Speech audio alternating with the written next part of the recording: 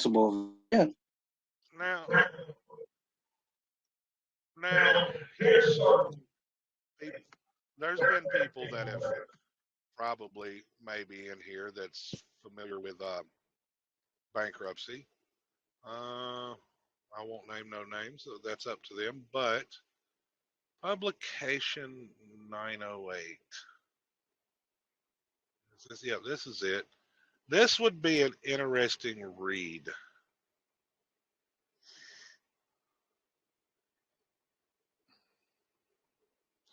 Do you know if you file bankruptcy that the obligor or the trustee is supposed to get an EIN for the case? Let's just say that it's an individual, so John Henry Doe. So you basically would go get an EIN, John Henry Doe Bankrupt Estate, and that would be the name of the bankrupt entity. And it says in the form that you're supposed to do that. And at the close of the case, now I'm not going to say, does that mean once the ruling has been done, or does that mean once all the payments have been satisfied? I ain't got that answer yet, but you're supposed to be able to file taxes on that estate for a recoupment. And I said, wait a minute here. Then that tells me exactly what the attorneys are doing. The attorneys are not telling you this. They're going and getting the EIN. And then once a certain amount of years have passed after the closing of the case, they're going and filing a 1099-A claiming that account as abandoned.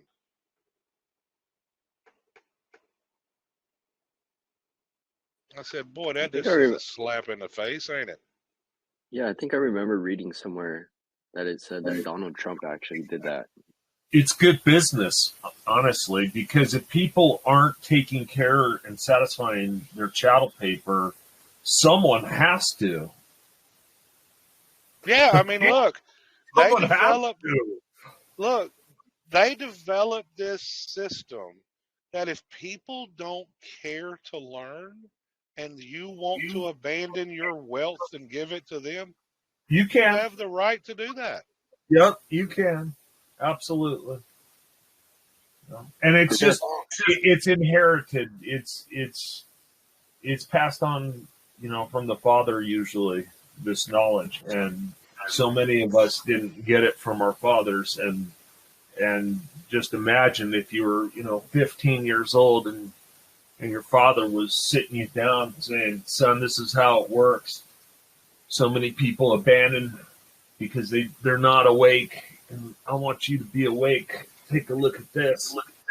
Yeah, we were nurtured by our mothers through the patriarchal language, and our father was absent, so to speak. Well, that's one way of looking at it. But see, in my case, my dad, growing up above the top of his desk on his bookshelf, he had all of Title 26. He had studied all of Title 26. He had it in hard copy and read all the court cases and everything. He knew tax law. That's pretty cool. And he tried to teach me this stuff growing up. But me, I was young, dumb, and naive and thought I knew better. So I just did what I wanted. Didn't we all? No, and now I look back. I actually had to come back to my dad as I got older and said, Dad, I now see everything he was telling me, and I owe you a big apology because you tried to warn me. You tried to tell me. I didn't want to hear it. Yeah, good for you.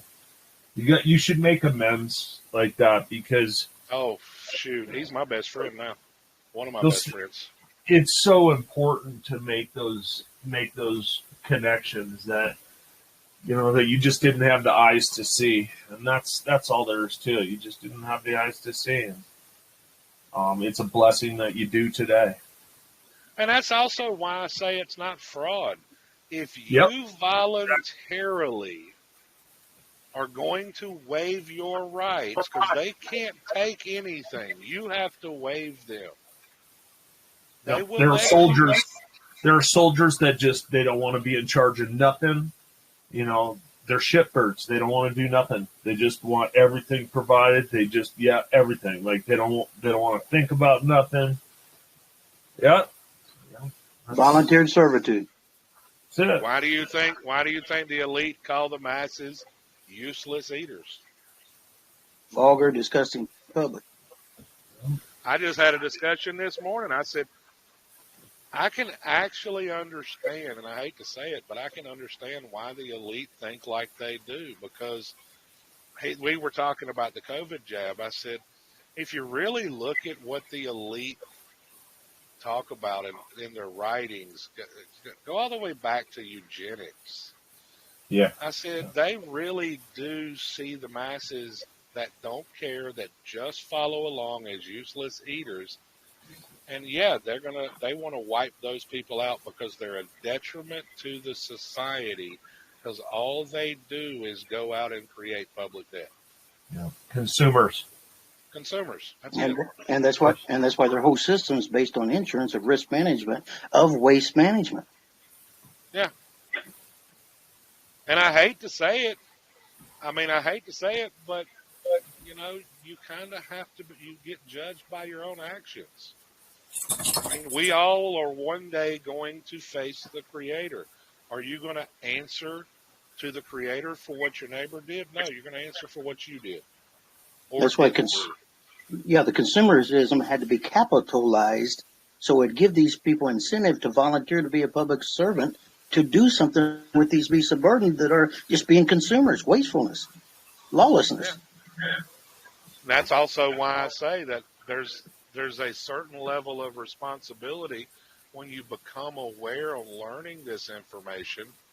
Some people, if they ever got to the point where they understood this system well enough to actually navigate the system, some people would abuse it. They would go sit at home and watch the country burn, because why? They wouldn't be a productive member of society. And that's where it's a powerful tool. That's all it is. It's a powerful tool. Money is a very, very powerful tool. And like I've made this comment before about that guy that bought all the soccer balls, in Africa when he was visiting, and most of those kids got murdered on their way home for a soccer ball. Just because you're rich and you're throwing around money, and you buy a kid a soccer ball and you think you're doing him a favor, and you don't realize that he's going to be murdered and cut up with a machete before he makes it home with that ball. Money is powerful. Because the stronger people didn't have the ball and they wanted it. Yep, exactly. Yep, and you gave it to a weak person. You gave it to a person that could not defend it. Had no right to hold that. That's like a grenade. It's just you shouldn't have done it. Agreed. Shouldn't have done it. And that's where most of these. I'm sorry. Go ahead. You got to take in consideration so much when you're abroad and you're traveling and you're experiencing other customs. You have to be very careful with throwing your customs around. It's very fundamental. Consideration and concern is just like according accommodation. According to satisfaction. And I think most of the time the conversations we have is what that responsibility is and where it lies, that you mentioned earlier.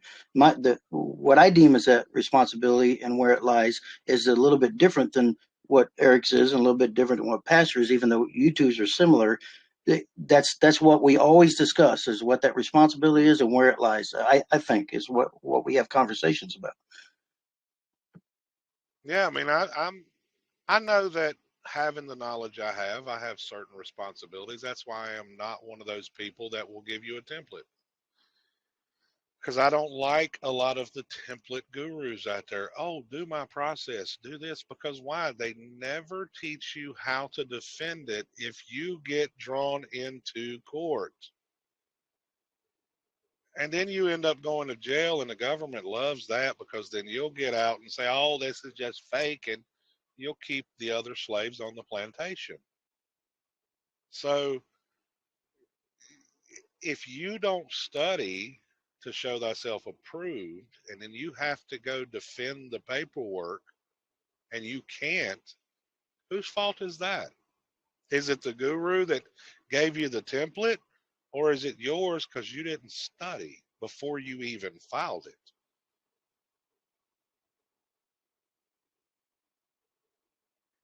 See, majority of the people, they just want a quick process. Fix my problem. They don't never really want to study. And those that actually are serious about it are going to read the information so they can get to the point where they can stand on their own 2 feet. That's why I teach like I do. I want you to get to where you can stand on your own, because I would really hate to have to go to sleep at night knowing that I provided you with a template that you couldn't defend and you ended up going to jail or losing your home or something like that. That's why I won't do it. But if I'm going to do something for you, I'm going to teach you why. I'm going to teach you, I'm going to give you the information so you can learn it. And the something I was really thinking about when you were talking to that young man today, I was just thinking style. This is about style. This is why I really push style. Everybody learns how to surf. Everybody gets up.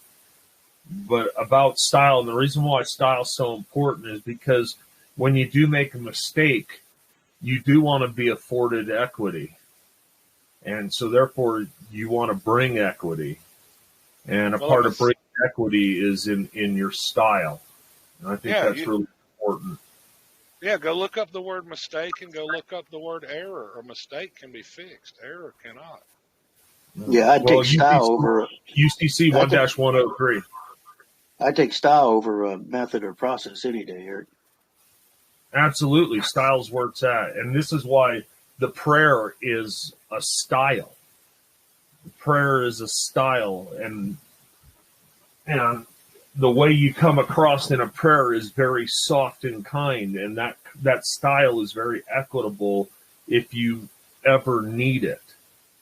Hey, that's what, being a gentleman always works. When I had that mud flap ticket I was talking about, one of the things when I went to trial is when I switched my arguments from constitutional arguments over to contract law, I didn't say contract law. I just used the proper language. Yeah. Like, how are you going to hold me liable to something I had no knowledge of? That's contract law. I looked at the judge. I looked at the judge and said, hey, when the officer pulled me over and told me I didn't have a mud flap, I thanked him. I said, I didn't even know it was gone. He looked at the officer and said, is that true? And the officer said, actually, surprisingly, yes, he did do that. I love that. I love that case, man. Yeah. He said, he just thought that was something surprising because I didn't argue. I treated the officer as a gentleman. And a gentleman, style, brother. They're going to treat you differently. That's the style. Exactly. Yeah, that's the style. And then when you develop a style like that, and you develop it not just in your writing, but in your, in your day-to-day, it helps so much. People go out of their way. People go out of their way. Hey, Eric, I can attest to that. After having to go to the courthouse and to deal with the judge. So he just basically wanted to meet me. He wanted me to go up there, talk to him. And then when I stopped arguing and I agreed to enter into a plea of no contest, he basically paid for it all. And he took me out in the hallway and told me that he was here for the common man, which he was saying that this was his way of extending equity. He basically let me appoint him fiduciary and told me that he could protect me in his courtroom. Wow. Awesome. Yep. He accepted my oath of office and everything. Sure, man. Fiduciary responsibility. Yeah, I use the word fiduciary because it's so powerful. That right there proves what I say. when you know your rights and you give the judge what he needs to defend your rights, normally they will. Now, Jesse, your reputation will precede yourself, and you will overcome all the rumors of this gossip and summarized recorded on the record. Those are all overcome. Now your reputation will precede yourself. Yeah, it was pretty awesome. I called him back. It is. It's awesome when you see equity work. It's different in all the cases, and that's why it's hard for people to comprehend or hard for people to teach, because it happens differently. Every case is on the whim, on the man, and men are different.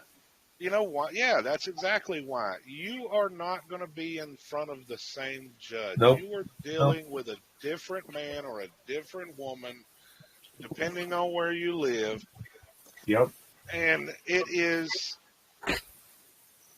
you got to know how to articulate yourself according to each man or woman you approach. And he could be a bass fisherman. Now, I just got a message. What's that, brother? So it actually says that we're the grant. No, it does not say you're the grantor of the trust. Could I ask you a question real quick? Yeah. Did Jesse say he entered a plea and no contest? Because to my knowledge, that goes down as a conviction for them. Who's getting the conviction? The trust is, not Jesse. The goat. Jesse did. Jesse did plead no lo contendere. The goat. Trust. Yeah, that's all part of the goat. conviction, right? I see what you're saying. The trust absorbed it, what you're saying. The straw man, the Social Security trust account. Now, I want to address this. So it actually says that we're the grantor of the trust, our mother is the grantor. It does not say our mother, but technically we are. No, that is incorrect. If you sign away your property interest to anything, to another, does it not become the property of the other person? Yes. Guess what happens then? They become the owner of it. They can do what they want with it.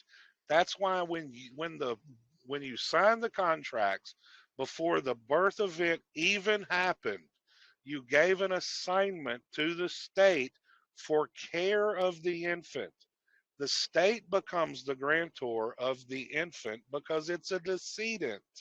It died. It's the placenta. It's not you.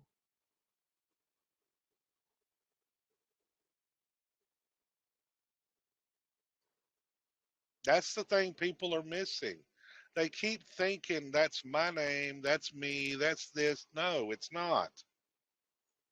You don't even have any firsthand knowledge that's your name. All you have is hearsay. Start there. Yeah, thank you, Pastor. Start there. You cannot testify. Period. And that's truly admitting your state of mind. Is your mind sound enough to hear it, to know fiction when you hear it, to know gossip and rumor when you hear it, or not? Well, doesn't the Bible says thou shalt not lie? That means you can only tell the truth to something you have knowledge of your own self. And you that do not have knowledge of yourself. That's your name. It was told to you, or you read it all your life. And that's observable. If I observe, yeah, that is hearsay. But if I observe something in my life, I am have firsthand knowledge. I have firsthand observable knowledge. Now, when I reiterate that, or quote, publicly regurgitate that, divulgate that, that might be a problem because I might not remember so well, and someone else that witnessed it will have a different opinion of it. That's the problem with firsthand witnesses. They're not so reliable because of that reason right there. I got to be very careful when I speak in public or I publish something that I'm not moving into hearsay and gossip, because I better be able to stand on what I observed. Better get that double authentication. Well, authentication really is not 100% what people make it out to be. And can't I just make a funny and you laugh, for God's sake? I Yes, did. You can. I'm I at the think thing. oh, I'm laughing. That was funny. That was really funny.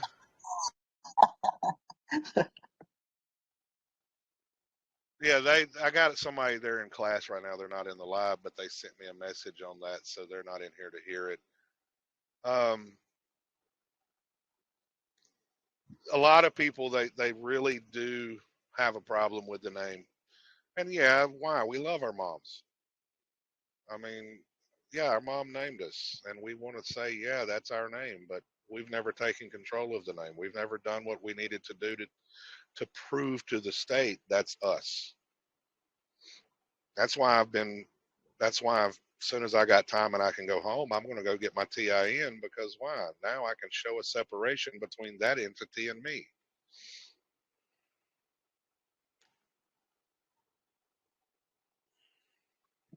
Is the TIN your estate EIN? Can you elaborate on that, Pastor? No, it's not. What have you heard me say? You've never declared who you are. Supreme Court says you have the right to declare who you are at any time. Well, if you have no documentation as your evidence of who you are, the government don't know who you are. So what do? You start establishing a record. Called the Who Are You? Who? I don't know about you, but I don't think your feet fit no limb. He says in that song, the last thing I remember is sitting around and throwing from my chair. A lot of people have this thing, if I just put an affidavit into court, that's going to do it. Well, yeah, an affidavit is one thing, but if you have no supporting evidence to establish your facts, then all you're doing is making mere allegations, and you hope the judge laughs you out of court, because a lot of times you'll get in trouble doing that stuff if you don't do it right. Now, the authentication of the birth certificate thing is, all you're doing is authenticating a state agency. You're not even authenticating you. I'm talking about the notary seal on the affidavit. Well, that depends. Do what, Gwen? I was just saying, I like your teaching on the birth certificate, making that registered date, the date of birth of the name on the certificate, and go and do the actual birth of the baby in the court records, the way that you teach. And I thank you for sharing that. It's registering with me now. Not registering, resonating. Yeah. I mean, it's the Kentucky court, according to KW, they admitted in his case that it's a state agency. Well, if it's a state agency, when was it created? That was the file date.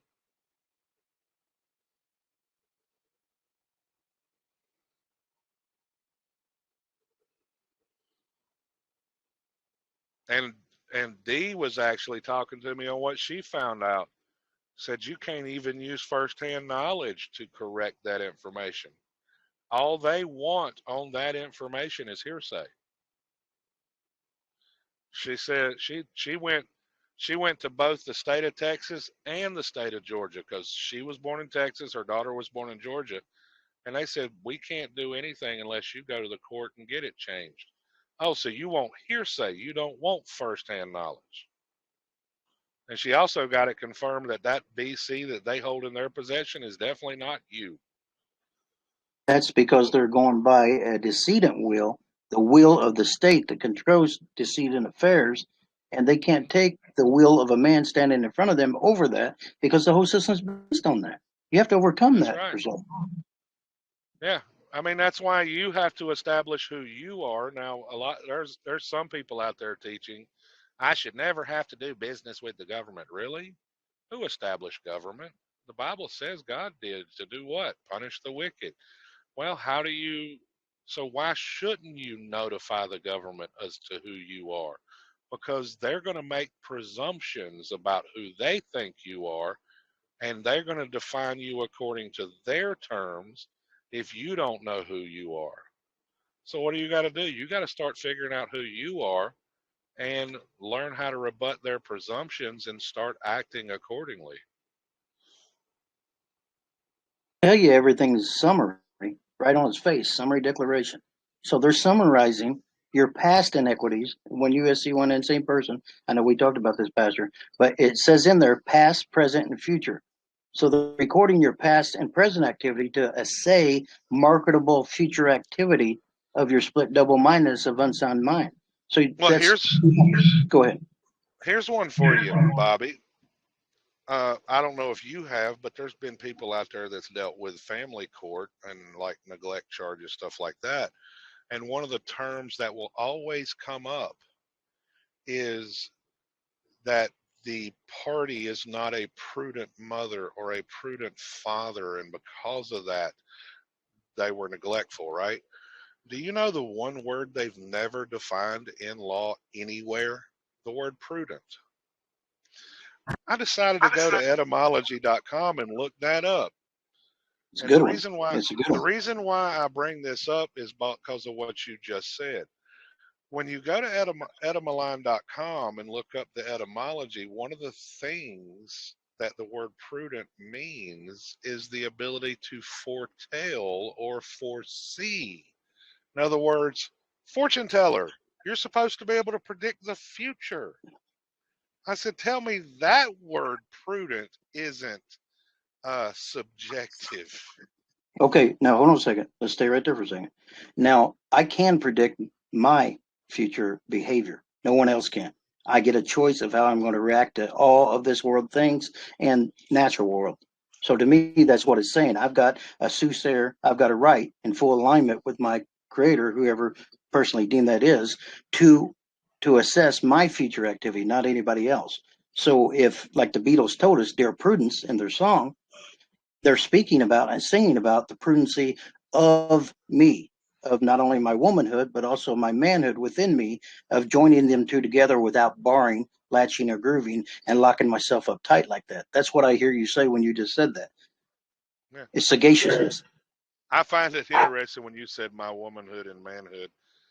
I said, because I tell people sometimes everybody has a masculine and feminine side. The masculine side is logical. The feminine is emotional. And I've told people before, quit. I told one guy, he fell in love with my daughter and they broke up and he got all emotional over it. And he still ain't right. I told him one day, I said, man, you need to put your mangina away and start acting like a man. I said, he started, what do you mean? I said, well, you're acting like a woman. You're all in your emotions and you're not acting like a man. Well, when we were talking to Prosperity earlier, he kept saying, I don't like, I like. Well, that goes back to accord and satisfaction and concern and accommodation.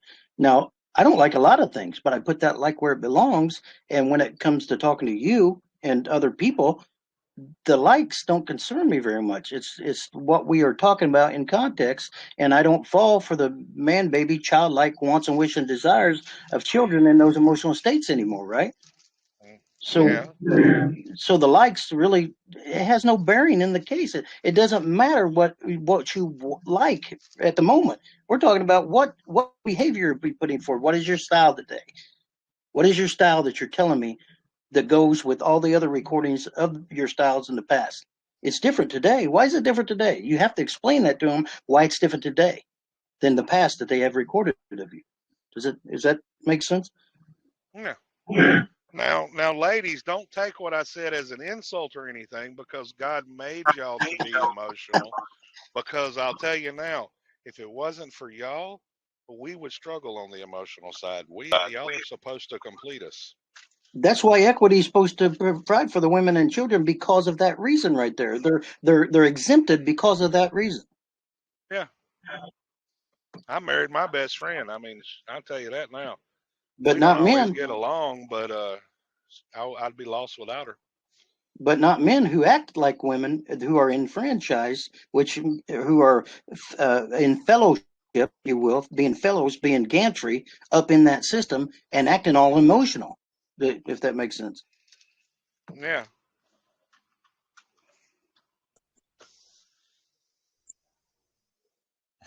You realize women have logic also and emotion.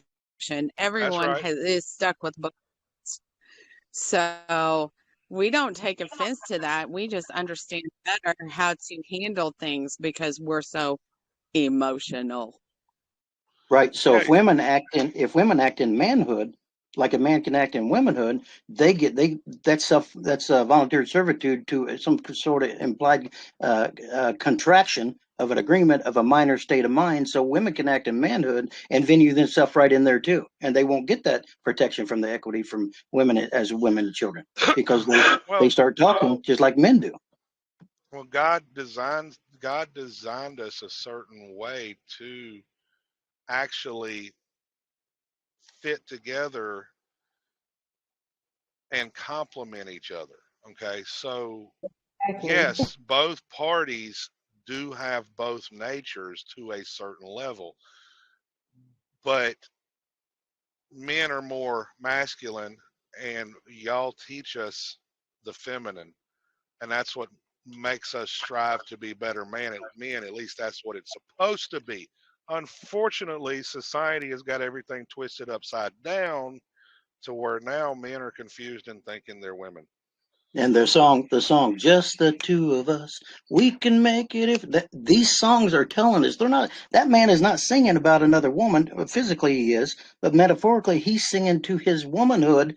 That if he gets it together, he can make it. If he just tries, he's never tried before. Now he's going to try. All these songs, all these broadcasts on TV, broadcasts on radio, telegraphs, telephone, telephonomic. They're telling us from a distance how they're weighing us or how they're speaking to us. It's everywhere. Once you see it, you can't unsee it. Tell live vision.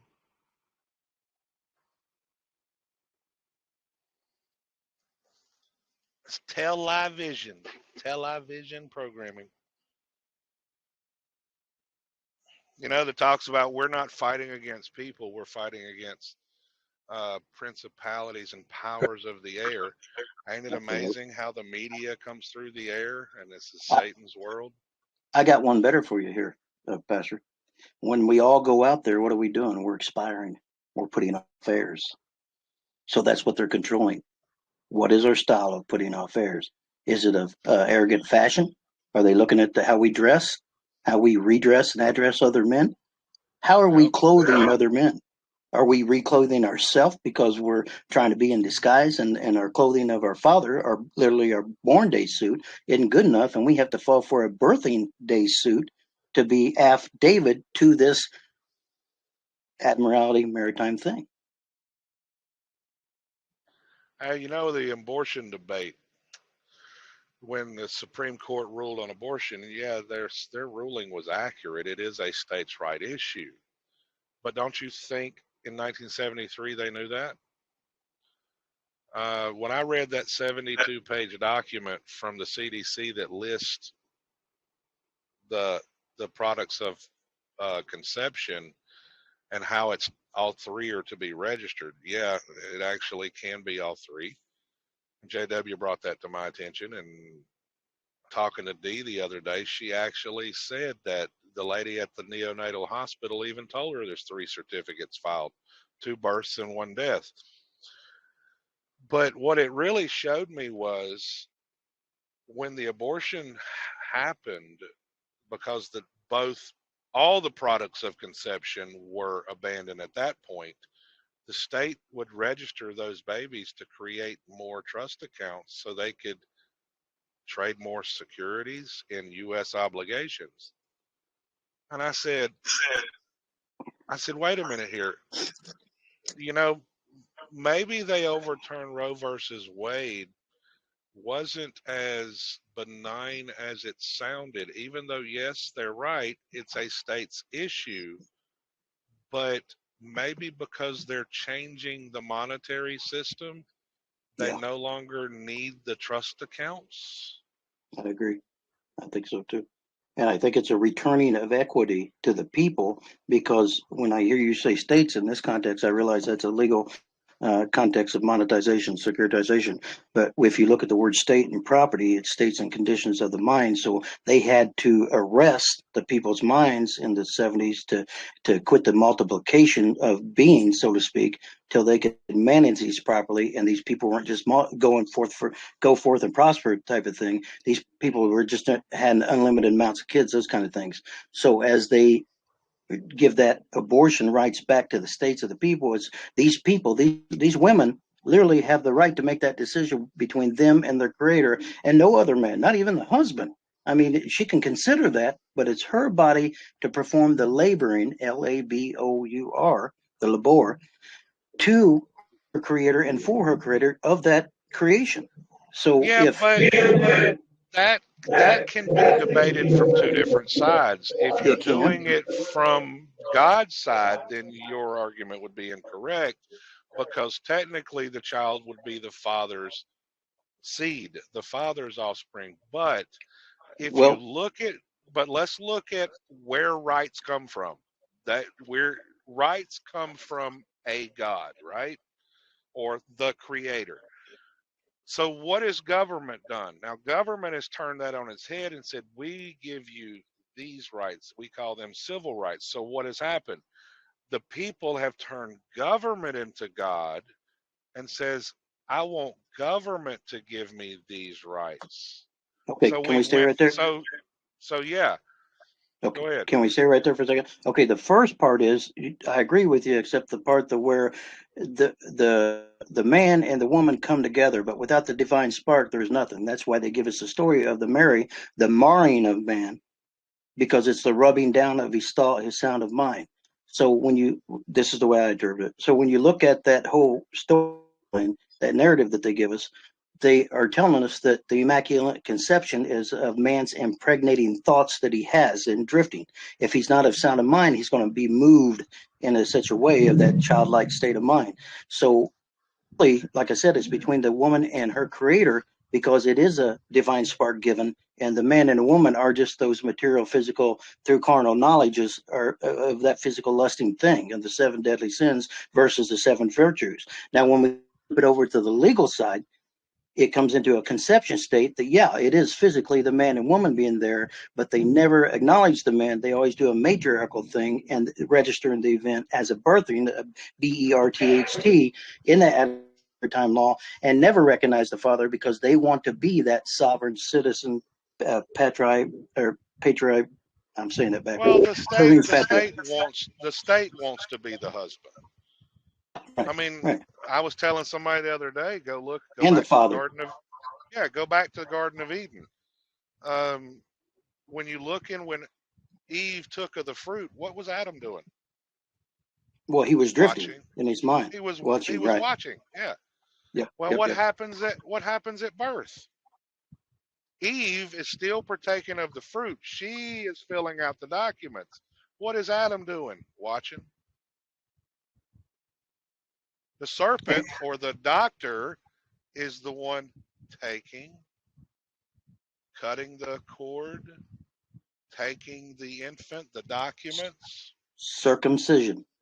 The man is watching. Same thing.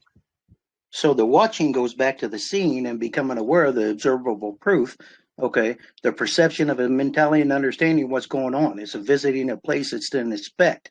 Okay, but it's also while you're doing that, this is the automated and the artificial intelligence I talked about earlier.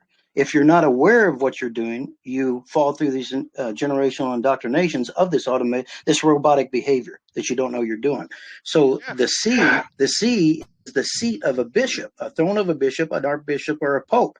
So as we're seating this in our mind, we are filling that chair. Okay, we're becoming statuesque in that thought process. And most of us stay there because we don't know we're doing this automatically. Yeah, no, it's just, I mean, we go to the hospital, we trust the doctor, we don't realize what they're doing with the paperwork and the infant. That since we're just sitting by watching, just like Adam did, we are giving up our rights and giving that infant over to the state, which means now they create the trust, and we know the rest of the story. Giving away divine natural rights and actually accepting suretyship of civil consumerly protected rights that we don't even know that those rights are protected by consumerism half the time. Yeah, but look, they even go a step further. What did they do? They put an announcement in the paper. Well, I tell Right. people, it says, how did you claim property back in the day? You put an announcement in the legal section and run it for 30 days. And get this, they used to go down to the city post in the middle of town, the post, and pin it on the post so everybody could read it when they come to town. And they even gave you the time frame to claim the property in the newspaper, and nobody ever claims the property. Funny how some of these people, the nosy people, my aunt used to do this, and it's funny because she was a really staunch capitalist and wanted to be in the know, and there was societies in town, that kind of thing. But she'd always read the public notices, so she had that gossip. Oh, so and so filed bankruptcy. Oh, so and so had a marriage. Oh, so and so had a baby. And I always thought that was weird and funny. But if I knew then what I know now, that was put in my life to take notice to that, so I could figure out what was going on. But I just brushed it off as a nuance, right? Yeah, back then, before we learned this stuff, we didn't know any better. I mean, we were in our infancy. We didn't know. I think those are moments of clarity, like an alcoholic does in the 12-step programs, and people do with addictive interventions. We have these moments of clarities, but we brush them off because we're so fucking busy doing survival, fight, and flight of animalistic behavior. We just don't take time. That's right. We don't.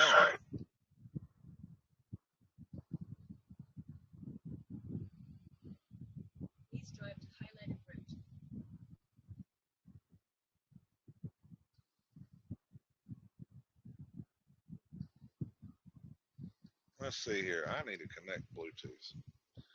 So,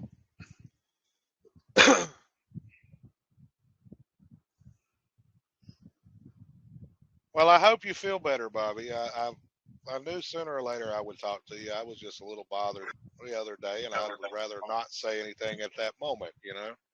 Oh, thank you. I appreciated it. I knew we always agreed more than we disagreed. It was just getting lost in translation somewhere. And, obviously we still don't agree about some things, and that's okay too. I mean, I like to have these kind of commercial conversations because I like to know how people are doing things, and I like to help people on their level. And when they hit me in private and say, I got this problem, I like to know how to explain that. And you guys help me explain that through contracting because they're stuck in a fucking contract. And I stress the word fucking because somebody's fucking others. So I can have these conversations and keep them in context. And I hear what you're saying about disrupting that conversation if it's in that context. So I took notice of that, and I understand what you're saying. So if we're having a commercial contract or discussion, I can stick with that. I'll do that for you, and I'll keep that in mind specifically when we're talking. I appreciate that. Well, the reason I teach the way I teach is in the back of my mind, I've always held to this thought of remembering where I came from. And when I started my group, I had somebody actually, why are you starting another group? Ain't we got enough? I said, no. And what made me start it was these single process groups, right? In other words, only talk about this in here. Don't talk about nothing else, right? And I said, wait a minute here. I said, did y'all forget that at one time y'all didn't know anything either? And that these people that are coming here new have logical questions that they just want answers to? So I started my group for people that are somewhat new, that have questions. Bring your questions. You're seeking answers. I'm not going to turn you away because you only want to talk about one process. No. Yeah, that's great. That's great. That's great. We were there at one time. Look, you were there at one time. You didn't know none of this stuff. Absolutely. We tend to get so caught up in the knowledge that we have gained, we forget how to talk to the people that are new. Yep. Yeah.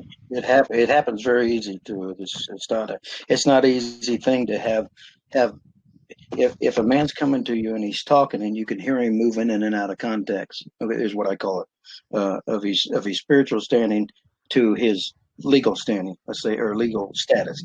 If he's moving in and out of context with different words and terms, I can hear that. So when he asks me a specific question, I try to answer the specific question, but sometimes one, he may not understand it. Two, it may went over his head. Or three, gets triggered because he doesn't have listening comprehension to hear what I just said. So I have to backtrack, and especially if he says it in paragraph form, what part do you want me to answer here? Because I hear all these different things that you're saying. So when I go to the definitions, I try to narrow it down so I can answer his questions specifically, but sometimes that don't even go very well. So it's tough. It's tough to have conversations in Babylonian forked tongue languages. Right. Yeah, but we can't bring people out, so to speak, until they acquire the knowledge to be able to stand on it. That's true. That's so true. It's just how to get there. It's the in between. We're always living in them in between states, aren't we? It's hard to get out of the cut, so to speak. Even in language, it's hard to get out of that cut. Mm-hmm.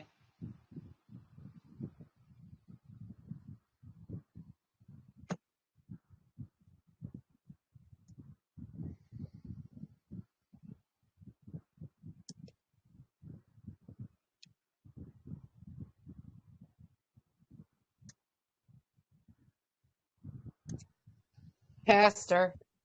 Yes. Yes, ma'am. Did you see my message earlier?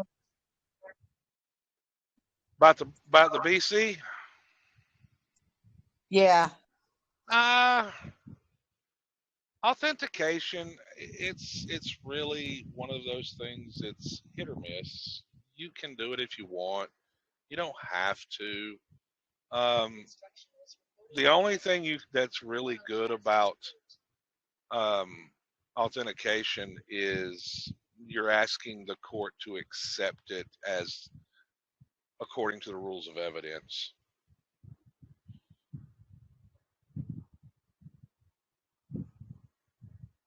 Because why? What is it?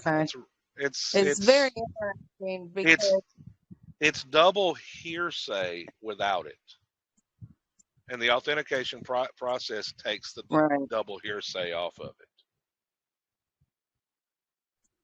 Okay. It's very interesting because in Indiana, you have to order a long form birth certificate, but what I have in my hand is actually, it says certificate of live birth, and it actually says child name, first, middle, last, and it's all handwritten and everything. It's kind of cool. Now,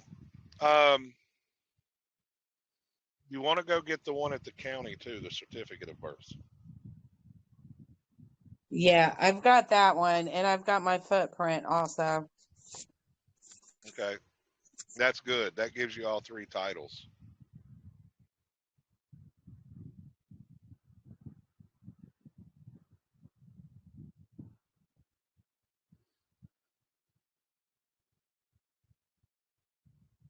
I can't wait till I understand what I'm holding and what I do with it. Well,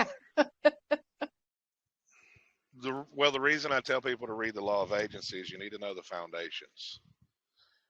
Because what is that certificate of live birth? Had one court already admit it's a state agency. If it's a state agency and it's their property, you need to know your relationship to it. Because why? If you end up going to probate court to get control of the name, you need to be able to articulate it in a way. You don't have to be perfect. You just got to be able to stand on your square, so to speak. You got to be able to speak to the judge in what he's going to understand.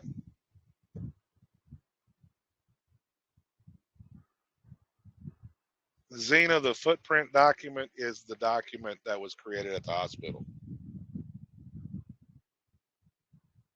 Yeah.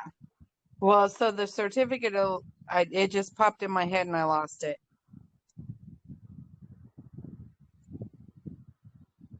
So the certificate of live birth proves that I'm the agent for that entity that the state made.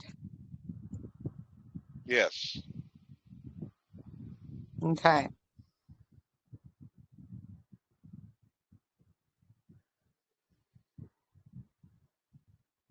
You will never be the piece of paper. You can't be.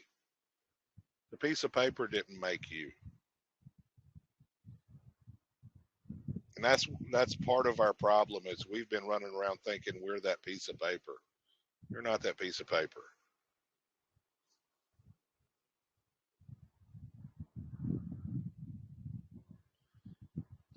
No, that piece of paper is a business. Yep.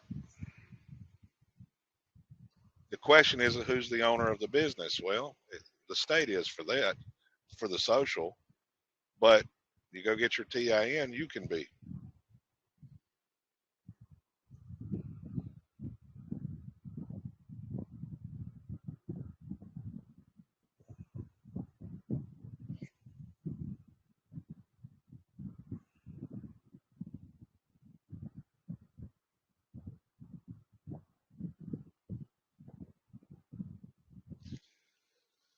I hope they hurry up and call me. I'm ready to get out of here. I'm picking up some paper, rolls of paper.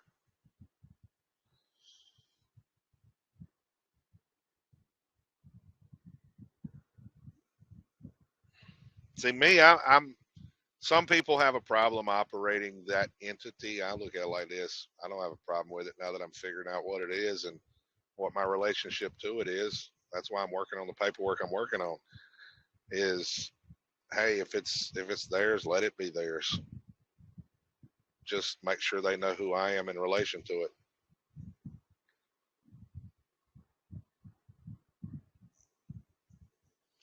I don't care about getting a big payout from the trust account like some people. They're after that big payout that I can take control of the trust and give me all that money. Forget that. Can't take it with you when you die.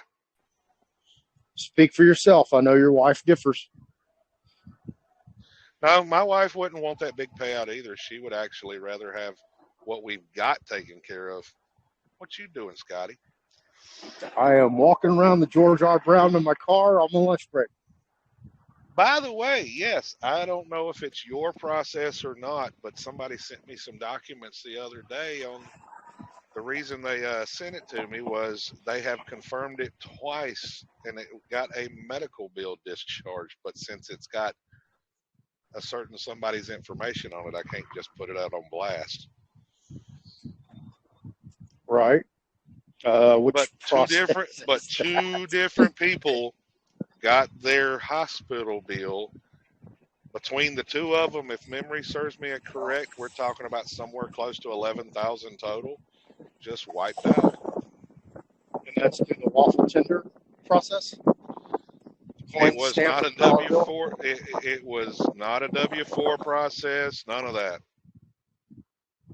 They actually wrote some information down on a sticky note, wrote some information on the coupon, had a process server take it to them, and had 4 documents. That's all that was there was 4 documents. You'll have to call me after work, and I'll let you talk to. Call me. I was just told by my rigger that I could possibly be here till midnight tonight. They were here from 8 a.m. to midnight last night. Well, if that's the case, then call me your next free day. You never know with these gigs. I'm actually working in the Apple booth today. Tell them to This give is you one of those iPhones. nah. I just want one of the participants because it's the Society of Women Engineers. Oh, nice.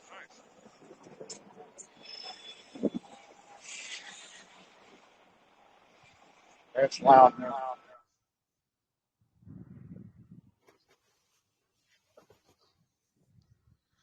What are you doing, cat? Running around a truck like you own the place? Said just wrote some stuff on the paper, huh?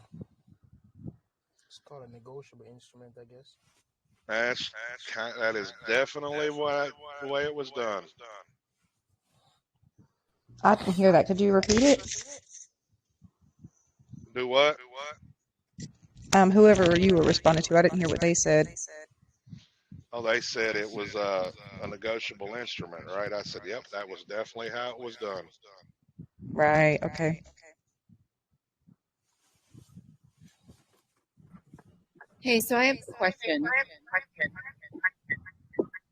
Okay, Hey, no. Cool Fox, can you mute? I think you're causing the. Okay, thank you. Echo. So I need some guidance here. I ended up volunteering.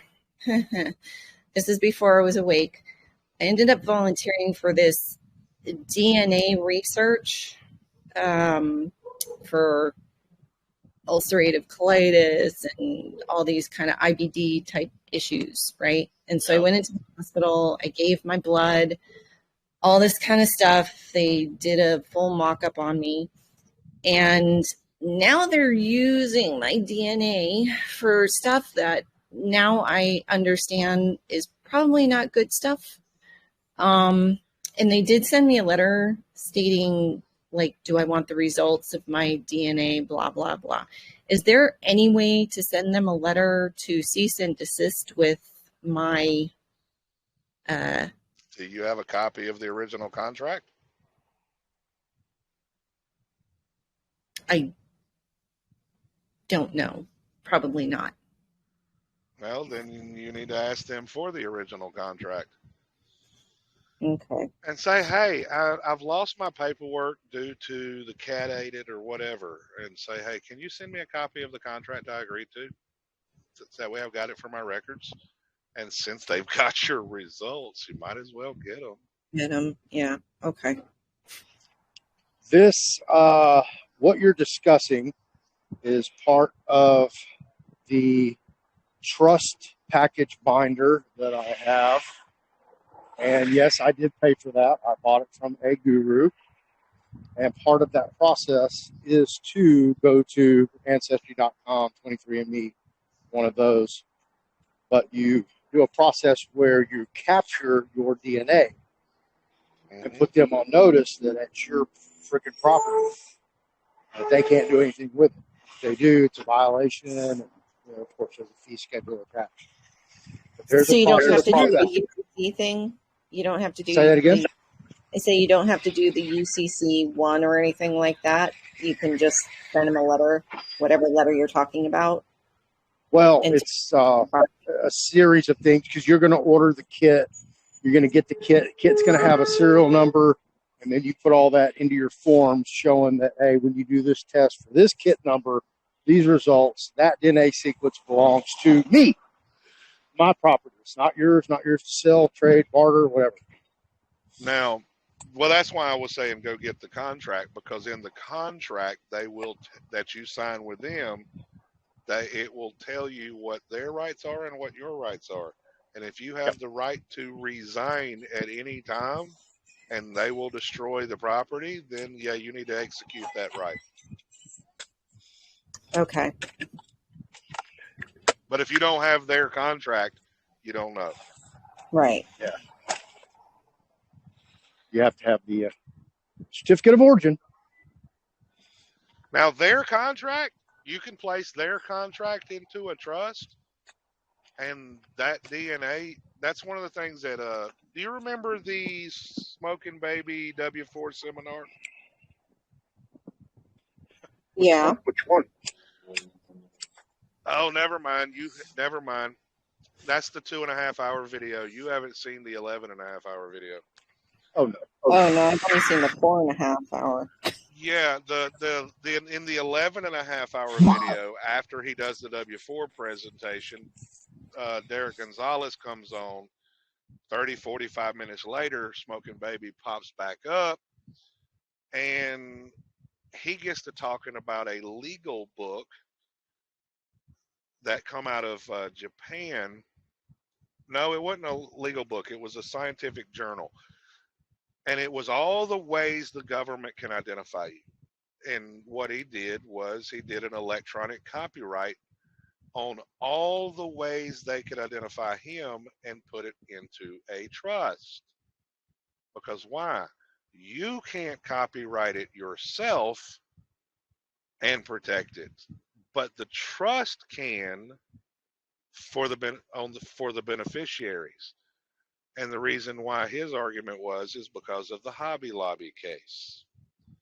So that right there would help.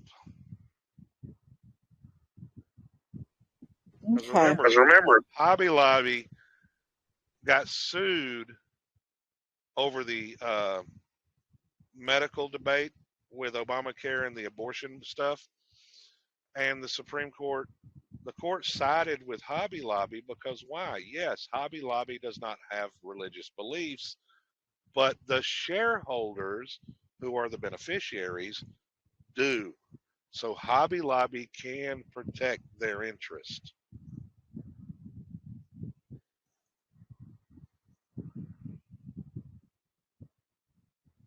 So it's the same principle. Okay, I'll look into that. Yeah, that video, if it's still on the W4 channel, it's over 11 hours long. So you'll come in about 3.5 hours and start listening from there, and then he'll start talking about it. And I'm glad you reminded me of that, because I wanted to go purchase that book, that journal. It's like $100.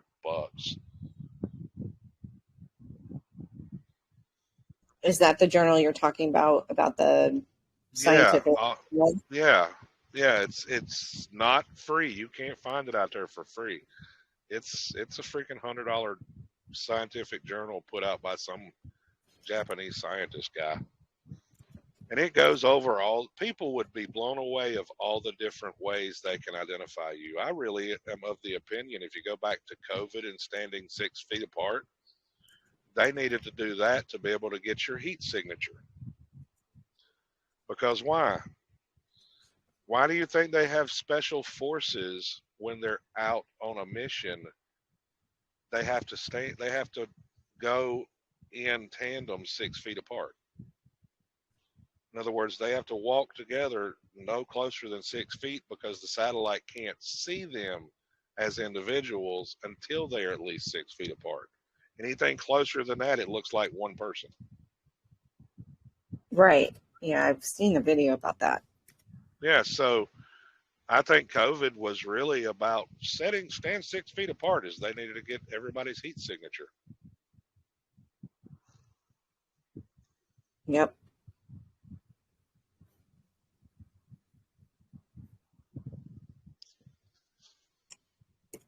Did you say it was Japanese or Chinese? It's Japanese, but I don't know his name.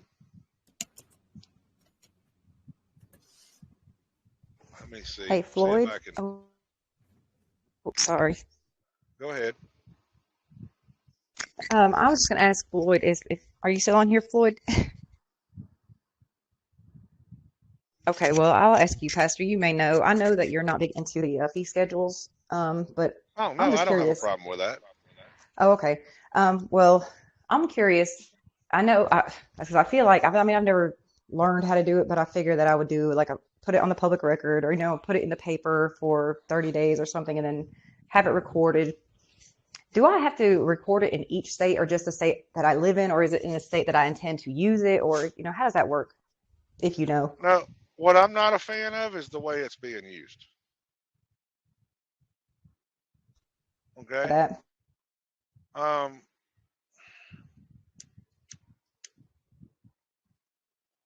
John Okay. Eric Roca, he's in this group. If whenever he has to go to court, he sends a notice to the court. I don't know word for word exactly how he does it, but the basic premise is this. It says, look, my time is valuable. I will be glad to perform to your services, but since slavery is illegal under the Northwest Ordinance and my time is valuable, my fee is paid up front is blah, blah, blah, and then my hourly rate is blah, blah, blah, and send it to him. Okay, so you're saying just do it that way instead of, You can posting a put, schedule. yeah, because the government kind of frowns upon the phrase fee schedule, and it really does matter on the language used. Well, I mean, So they post fee if schedules. they do, but it depends on what you're doing it for and how you're doing it. Say, for example, if you're going to put on private plates and you've perfected title to the vehicle and you've got true ownership rights, which the average person does not, and then you notify the government that you are going to be exercising your right to travel, and if you trespass on that right, for me to perform any services because you want to remain in honor at all costs. See, when they give you an order, yes, I will follow your order.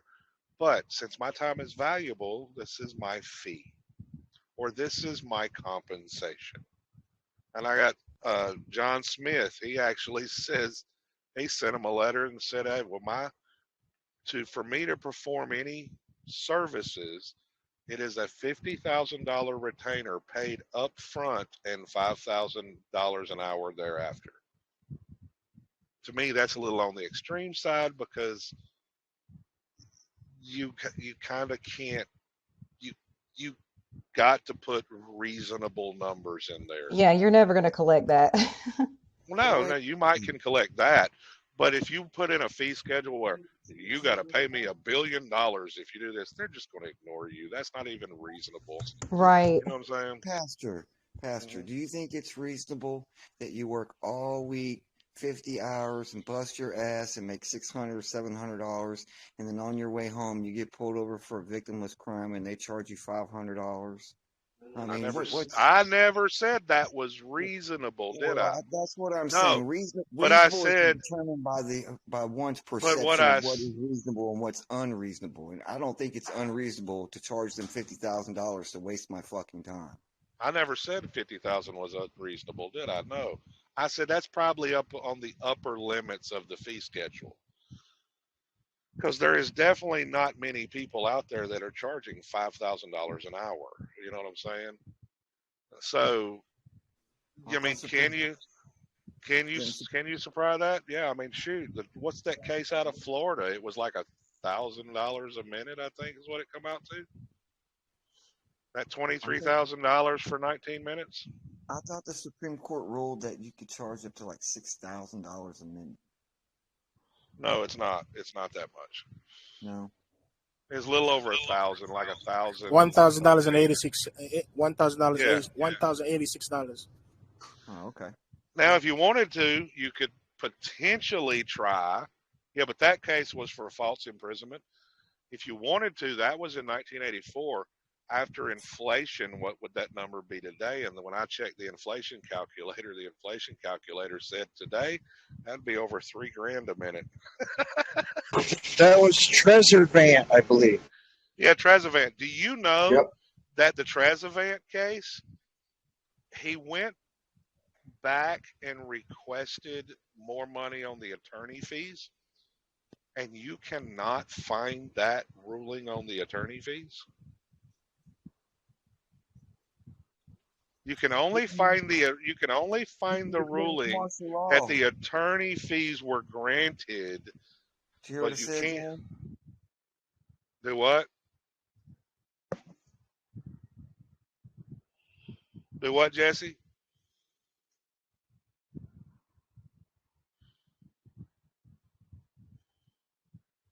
Jesse.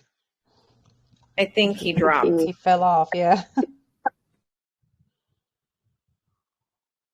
Let's see here. I'll share the Trezevant case with you.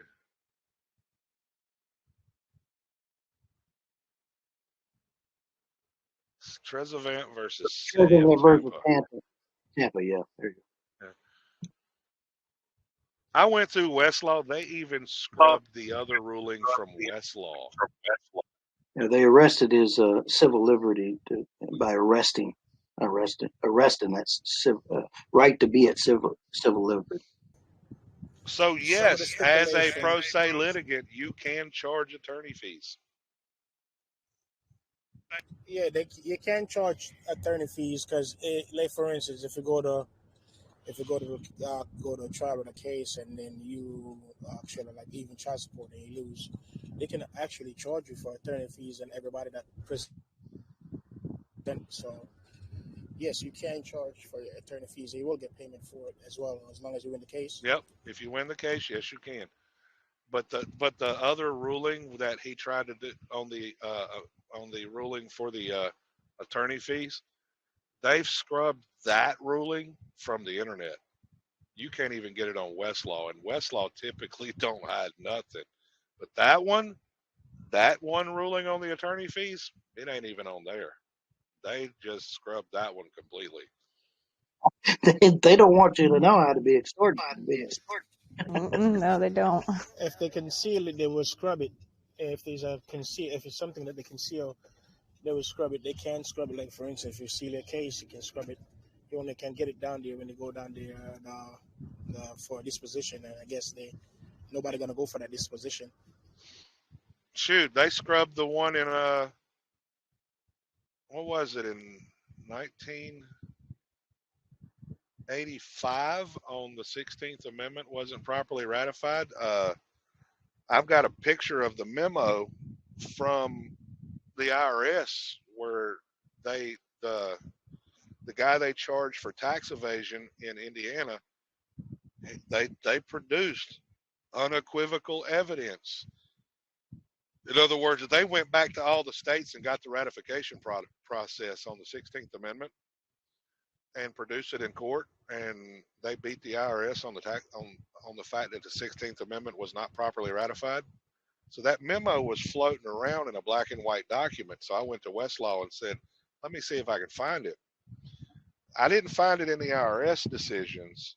I did find it in Illinois revenue rulings 12 years after the fact, and they had scrubbed it from the internet except for those Illinois revenue rulings that quoted it word for word.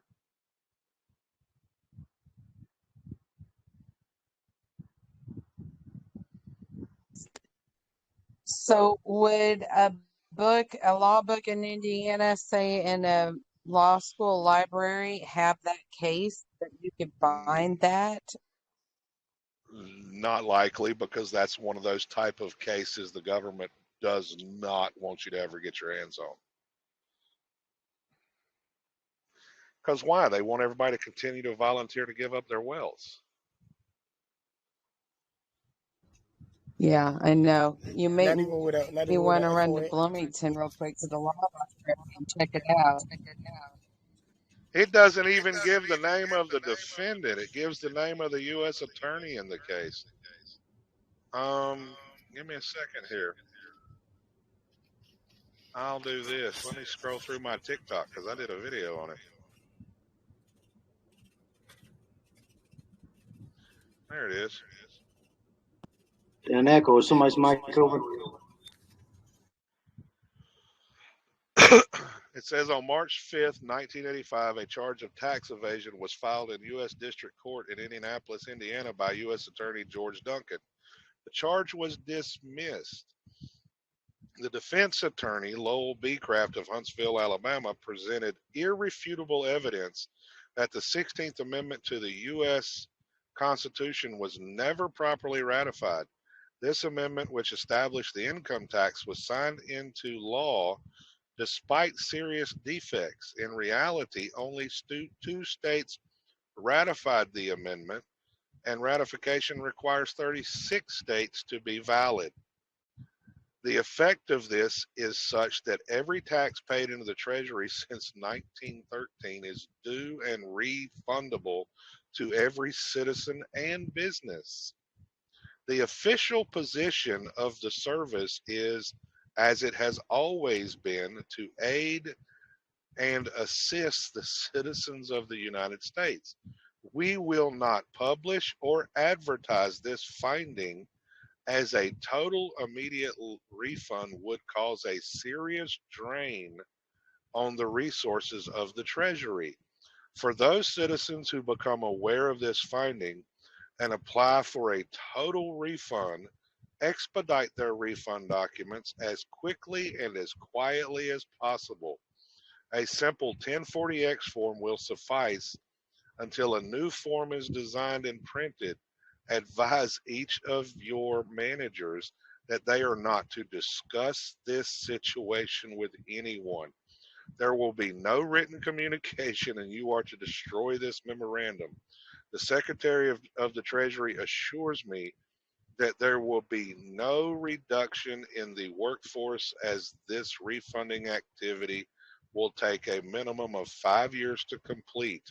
Further directions will be forwarded as the need arises. And it was signed by Roger Edgar Jr., Commissioner of the Internal Revenue. And yes, Send me a copy of that. I can tell you, I confirmed this. That was in Indianapolis. It was quoted word for word in 3 Illinois revenue rulings in 1997.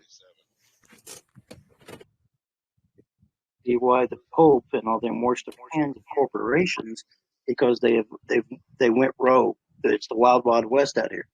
All that matters is contract administration. Did you check yes?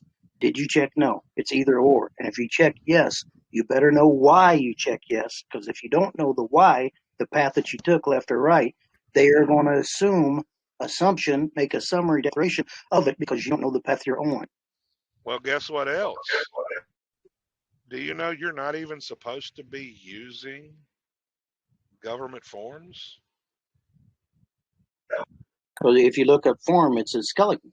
It can be animated and cabled. It's called cabling, any way that they choose within their construction. If I take that form out here and wipe my ass with it, they can't use it because I didn't submit it back to them. I didn't make application for a legal grant. But if I submit it back to them with their secret winks, societies, and handshakes, their third party fictitious plaintiffs, so to speak, they can use it for anything they want to use it for because their construction is interpretable within their construction. They don't have to answer to me. Actually, no. It's either in publication 908 that I shared earlier, or it's in publication 901 that I just shared. Dee brought it to my attention. You're not even supposed to be using their government forms. You're supposed to be creating your own forms. And I agree. They even tell you. Yes, you're supposed to create your own form, even your birth certificate. You're supposed to do all of that, but you use their form, so therefore you get tied to the contracts. That's right. You're supposed to be using your own forms, and they even tell you there's a process to go to the OMB office to get those forms approved. Without an OMB number on those forms, which most of those forms have OMB numbers, unless it's a local contract administration of the Office of Management and Budgeting, they're just hearsay to begin with. They're just an inducing offer to contract. The OMB number is what makes them fact in international law above that local contract administration. Yeah, so you're supposed to create your own forms with all your information that you need to submit and send those forms in. Hey, Pastor. Yes.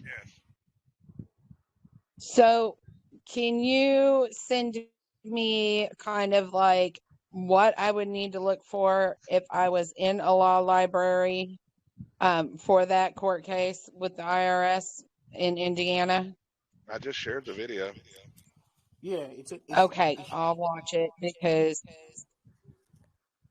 It's I can't imagine it's a law school wouldn't have it. that Indiana Law Library. I've been there. They were getting rid of the books when I was there. At IU? The one in Indianapolis.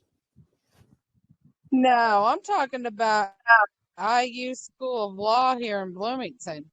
Now Yeah, Bloomington, I Hannah, haven't been to that one. I The just one did in this, Hannah.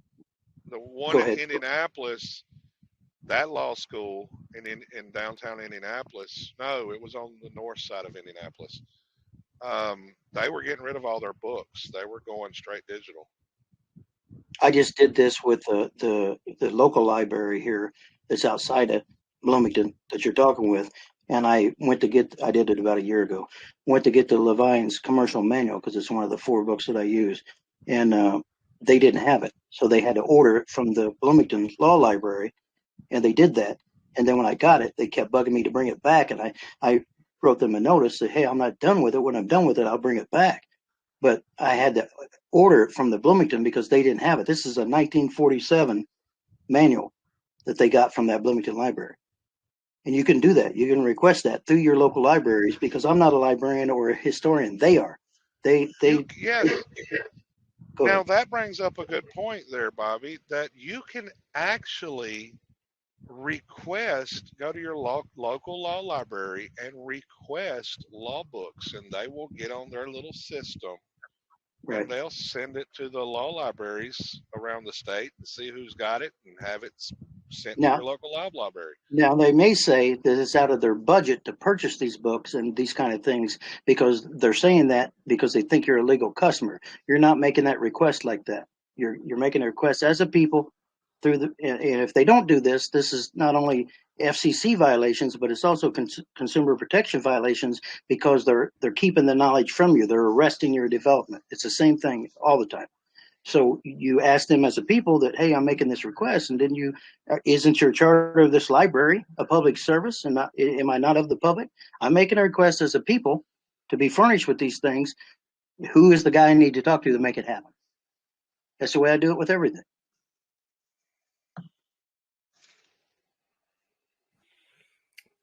Pastor, there's no link. It's just a video for Yes. the tax.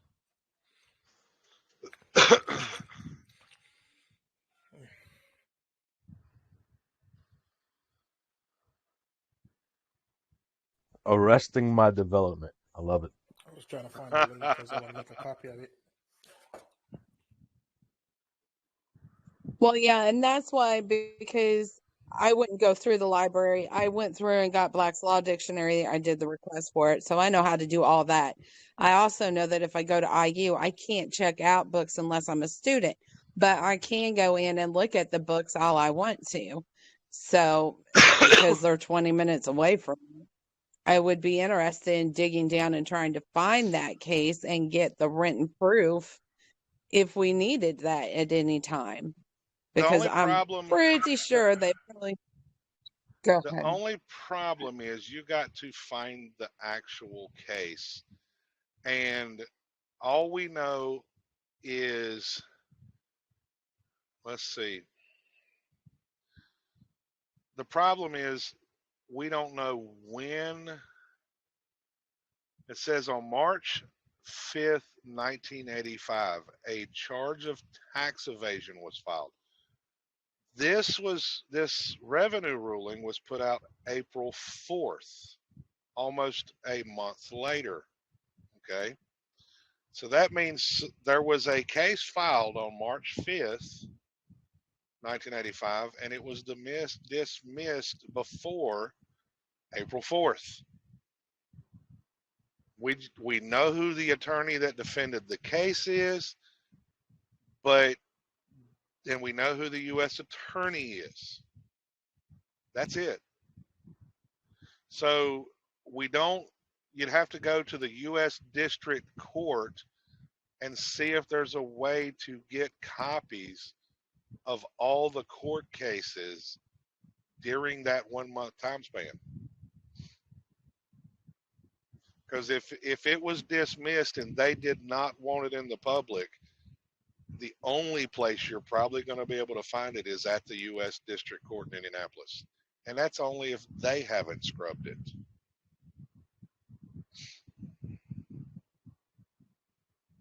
And that's my point, Hannah. You said you know how to make the request, but they're still arresting your development by making you come there. We don't go there. We don't take those orders to go there. So if you want those things, or if you will those things, I hate to use the word want, you need to talk to the proper people who can copy and bind those for you and send them to you if you don't want to go there. If that makes sense. Let's see here. It makes perfect 97. sense, but you have to understand that I'm a person that I want to see it for myself. I want to do the digging myself, and I want to lay eyes on it because I trust no one. That's just Okay. me being in a family of boys. So you're a coal miner's daughter. Pretty much they come to me for me to find them things. That's what I do. I find things. Yeah, I feel you. I get it.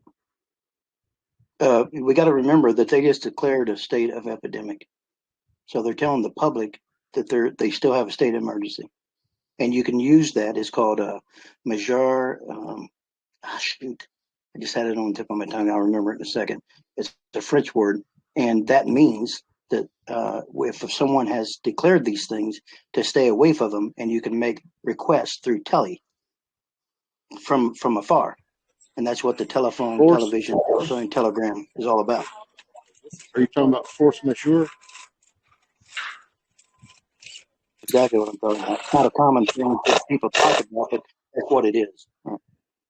And we do that in a corps de combat manner, and a nose contendre. I don't think that's the right word, but Jesse used it earlier. Somebody used it. What Jesse did. We're not putting any claims of combat in there because we're not in competition with the other man. We're just requesting furnishings of their public holdings that they monopolize, so other men won't take them and burn them and abuse them. We don't need the original. We need the exact copy for our household economy, so to speak.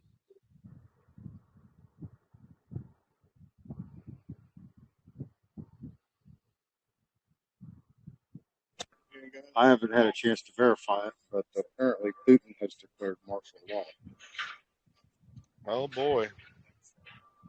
Yeah, so if you look at the shell of the marring of man, okay, those two words together will tell you exactly what's happening in reality and why we should not be participating in the fiction, because the reality is the shelling of the marring of man.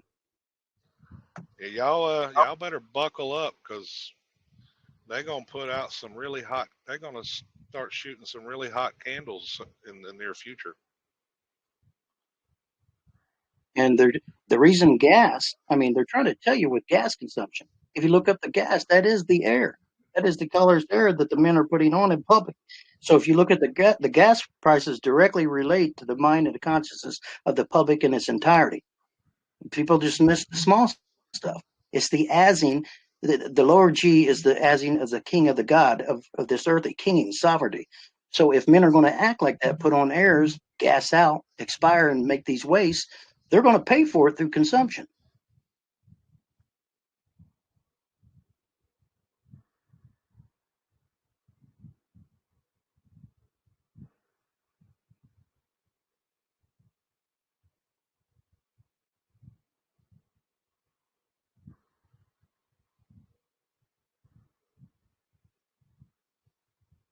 Let's see here.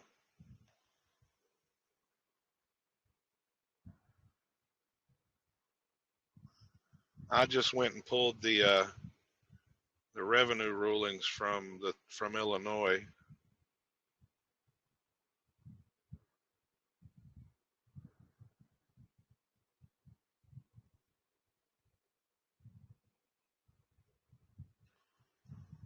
Now,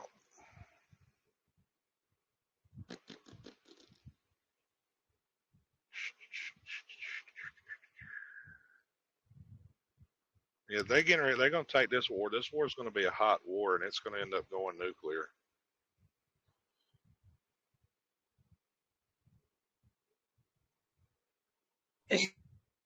Who was the judge on that court case? Do not know.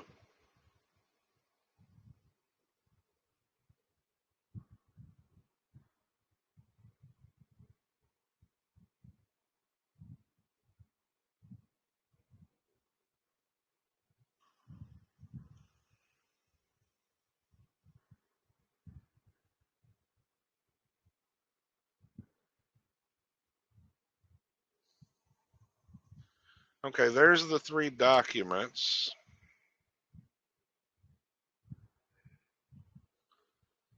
That's the ones out of Illinois. Let's see. So now,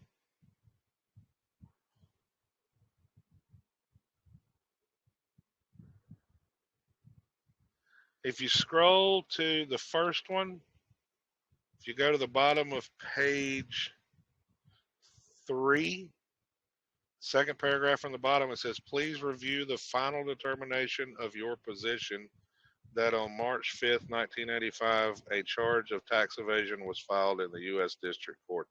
It quotes it word for word.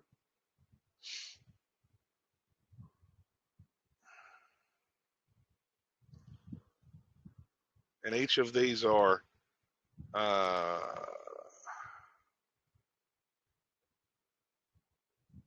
out of the Department of Revenue for the state of Illinois.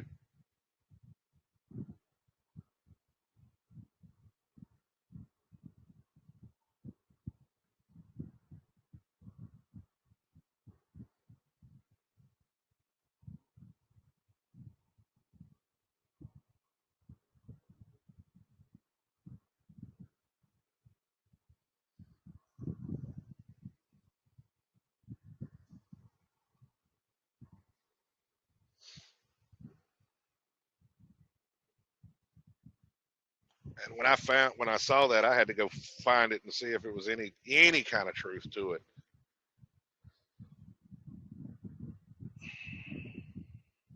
But yeah, I would like to find that case, but I can't find it nowhere. I've looked on Westlaw. I've looked up who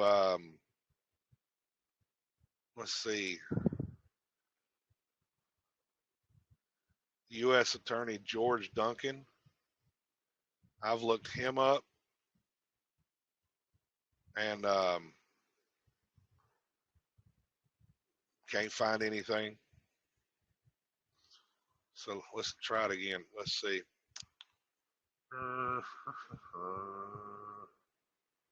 Browse content. So is that 3 things that you're sending? These 3 different things or 3 the same thing? Yeah. No, there's supposed to be 3 different. Okay.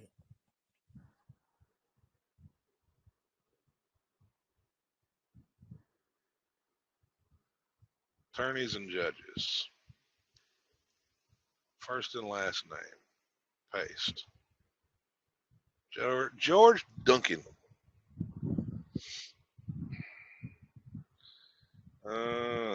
United Kingdom. Let's see. George H. Duncan, George Gary, George E., George R.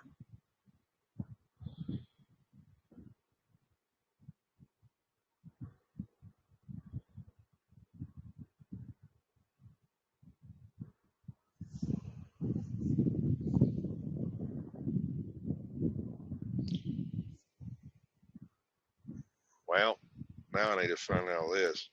U.S. Attorney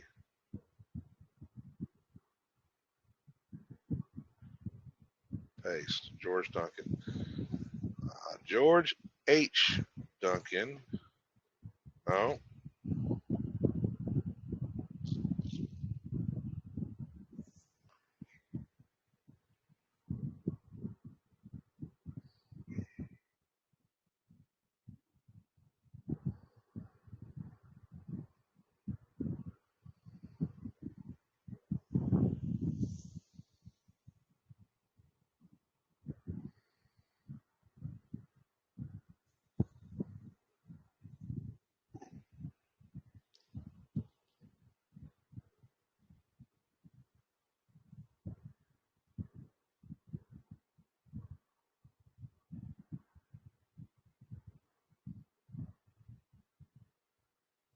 All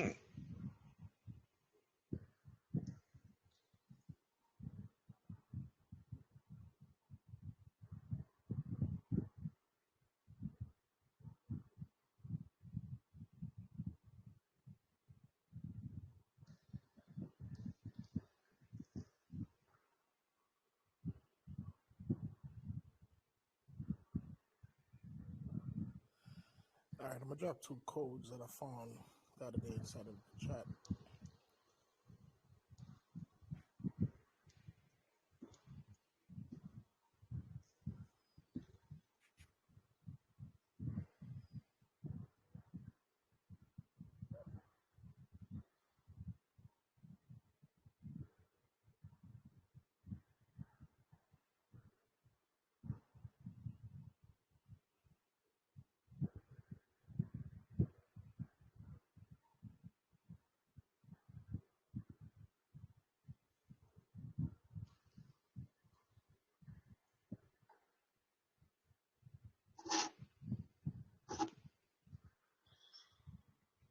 Yeah, I don't know what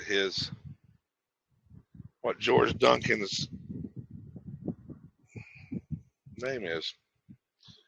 So I've got George H. Duncan, and I got another one.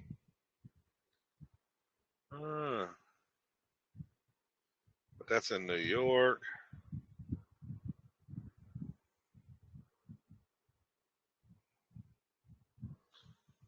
Illinois, John Marshall is constituted. So I need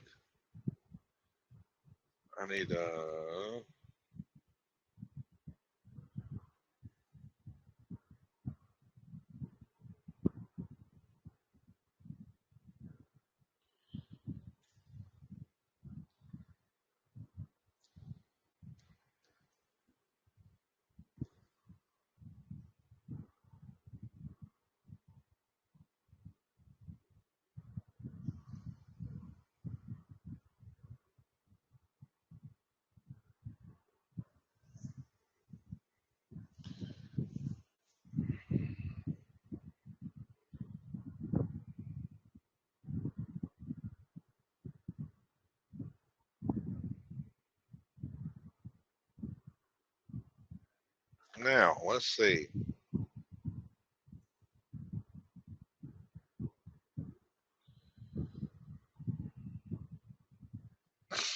Well, this one's out of Illinois. Let's see. It's not letting me see the database. Let's see here. Reference.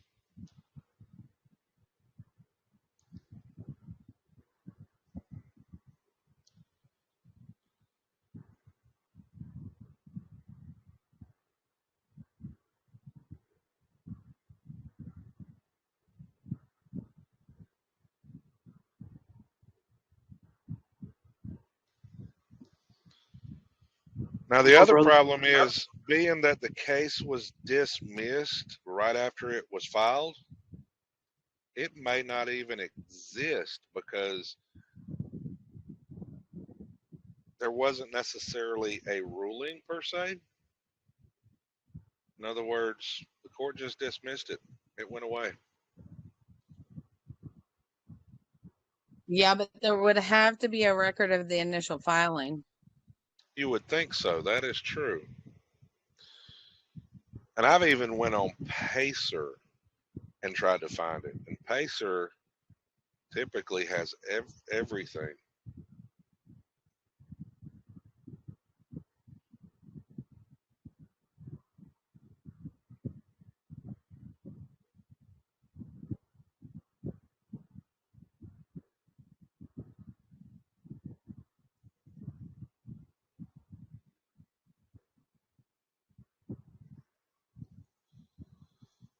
Well, that one definitely ain't it. The oldest one there is in 1990.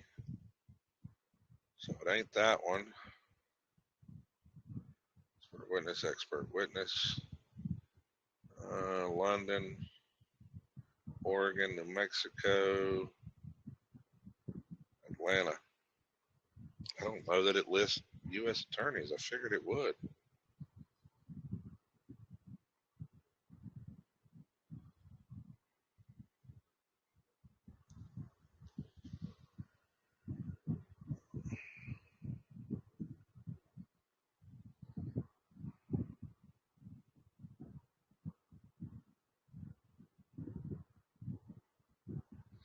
Yeah, they're not allowed to give loans by their own stock.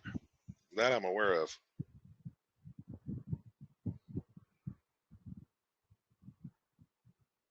That's why I say banks do not loan money. They buy promissory notes. And I actually run into a lady on TikTok that used to work on the private side of the bank. And it always blew her away how the bank would have so much money. I said, that's how, because I explained it to her.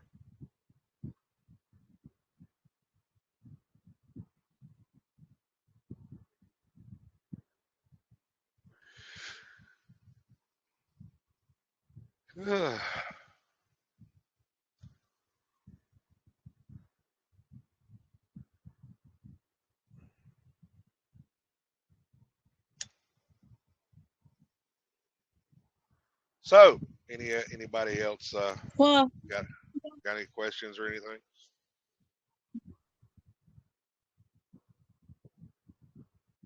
Do what, Hannah? that gives me something to dig into. If I find anything, I'll send it to you. Well, that'd be freaking awesome.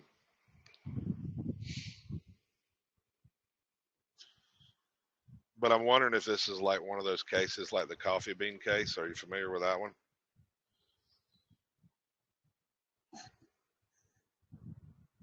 The Yeah. coffee bean case, that court, it never got appealed, so it never got into the publications. It was only at the low-level court.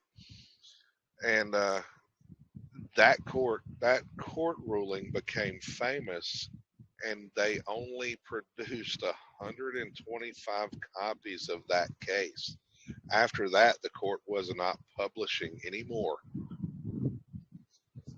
That's why that coffee bean case is so hard to find, and you can only find a part of the transcripts.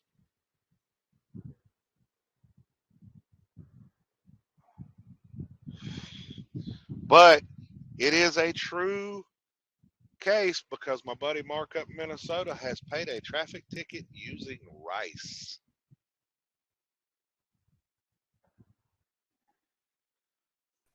I paid a traffic ticket by filing for indecency and putting zeros on there.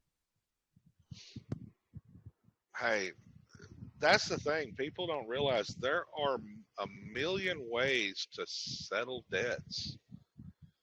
And Federal Reserve notes are just one of the many ways.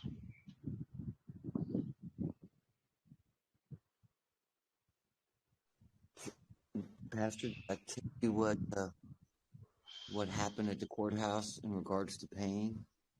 I didn't tell you that. Yeah, you did. Did you happen to record anything? No. There was no recording it. It was more of a private agreement type thing than it was. He was already worried about me recording him when he called me on the phone. He asked me, Oh, okay. I heard a beeping noise. Are you recording? So, I was like, no, Your Honor, I'm not recording. So I didn't want to, go in there and try to step on anybody's toes or anything. It wasn't like that. That I understand. But the lady basically said, well, how are you going to pay for this? It's 200 and something for this one and 300 something for this one. And I said, the paperwork already says that I can't pay as there's no money to pay. So that's how I got around having to say that there's no real way to pay money or debt with a debt, right? So I used the proper affidavit to express that principle without having to reveal that there was no money.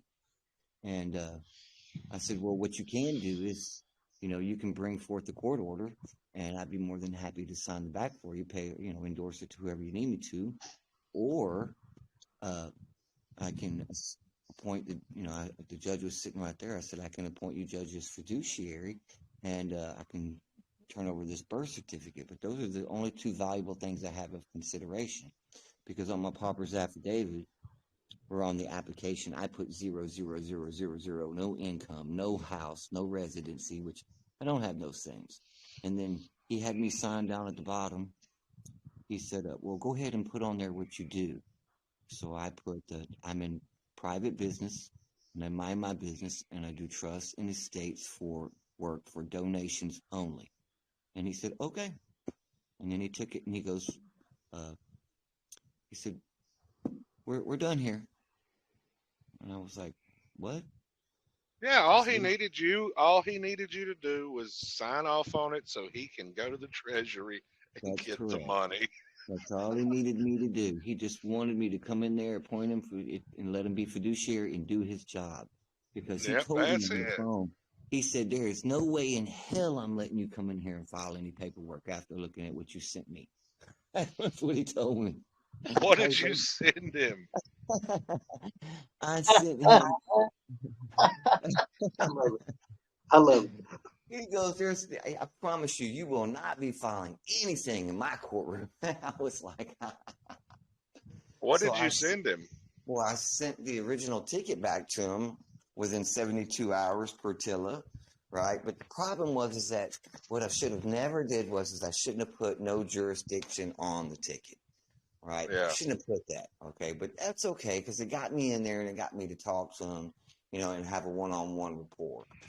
So I just rescinded it with 72 hours, and I sent back proof of service with 3 witnesses, right? And then I sent that back federal postal carrier mail, right? And then the second time when he sent back the summons, I sent it back return receipt signature confirmation with 3 witnesses, and he never returned that.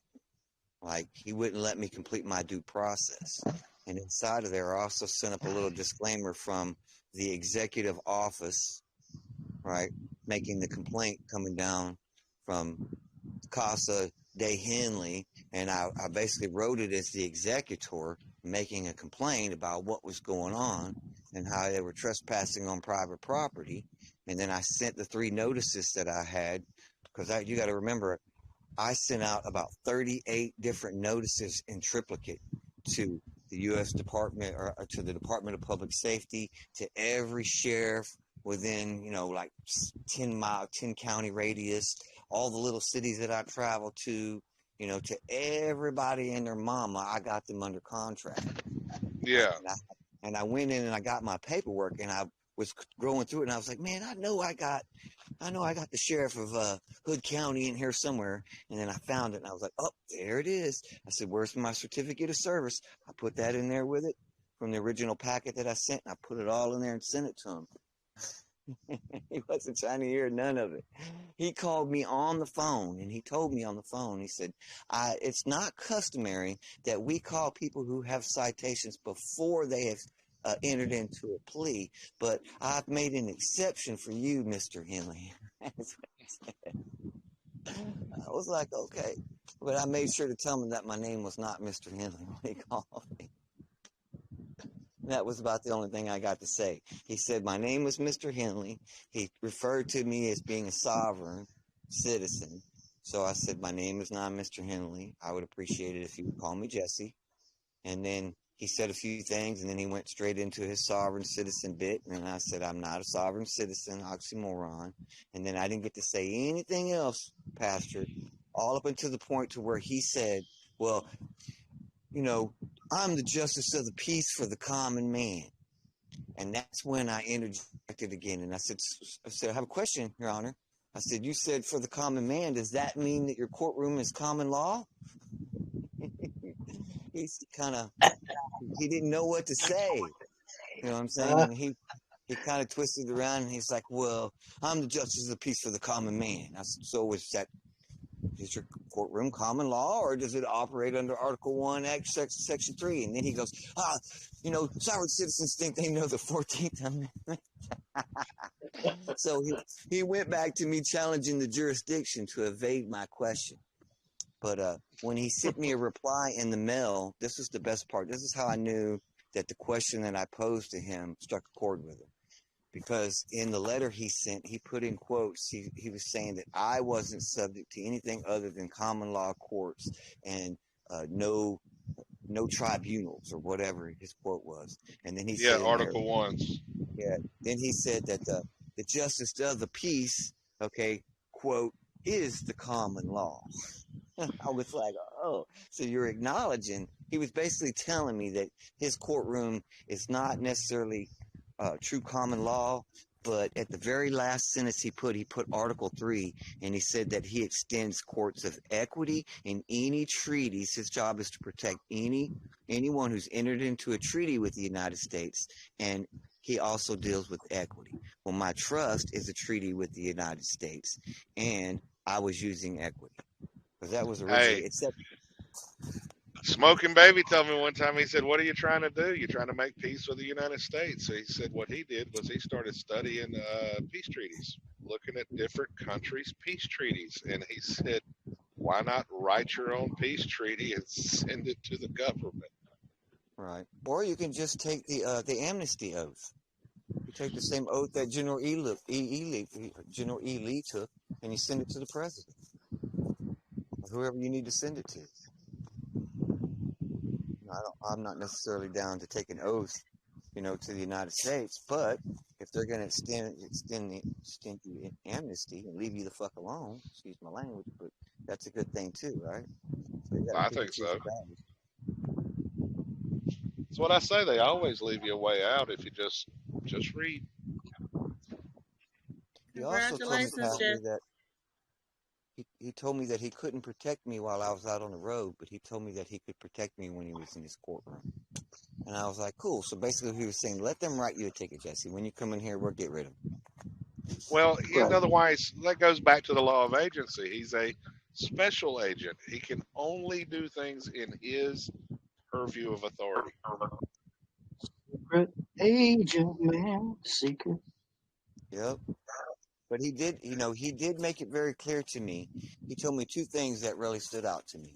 He told me his sovereign citizen story, where this guy had leaned up his house and his cars and his wife and everything. He made it very adamantly clear that this guy went to prison and that unfortunately he's dead now.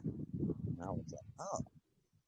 Well, that's a gem right there. He's telling you that, just like Pastor just said, you have to separate. You have to know when a man's talking to you in and of agency and assumes that you are participating in some sort of agency, and when the man's not having that conversation with you. Right. It's very deadly. It's very terminal.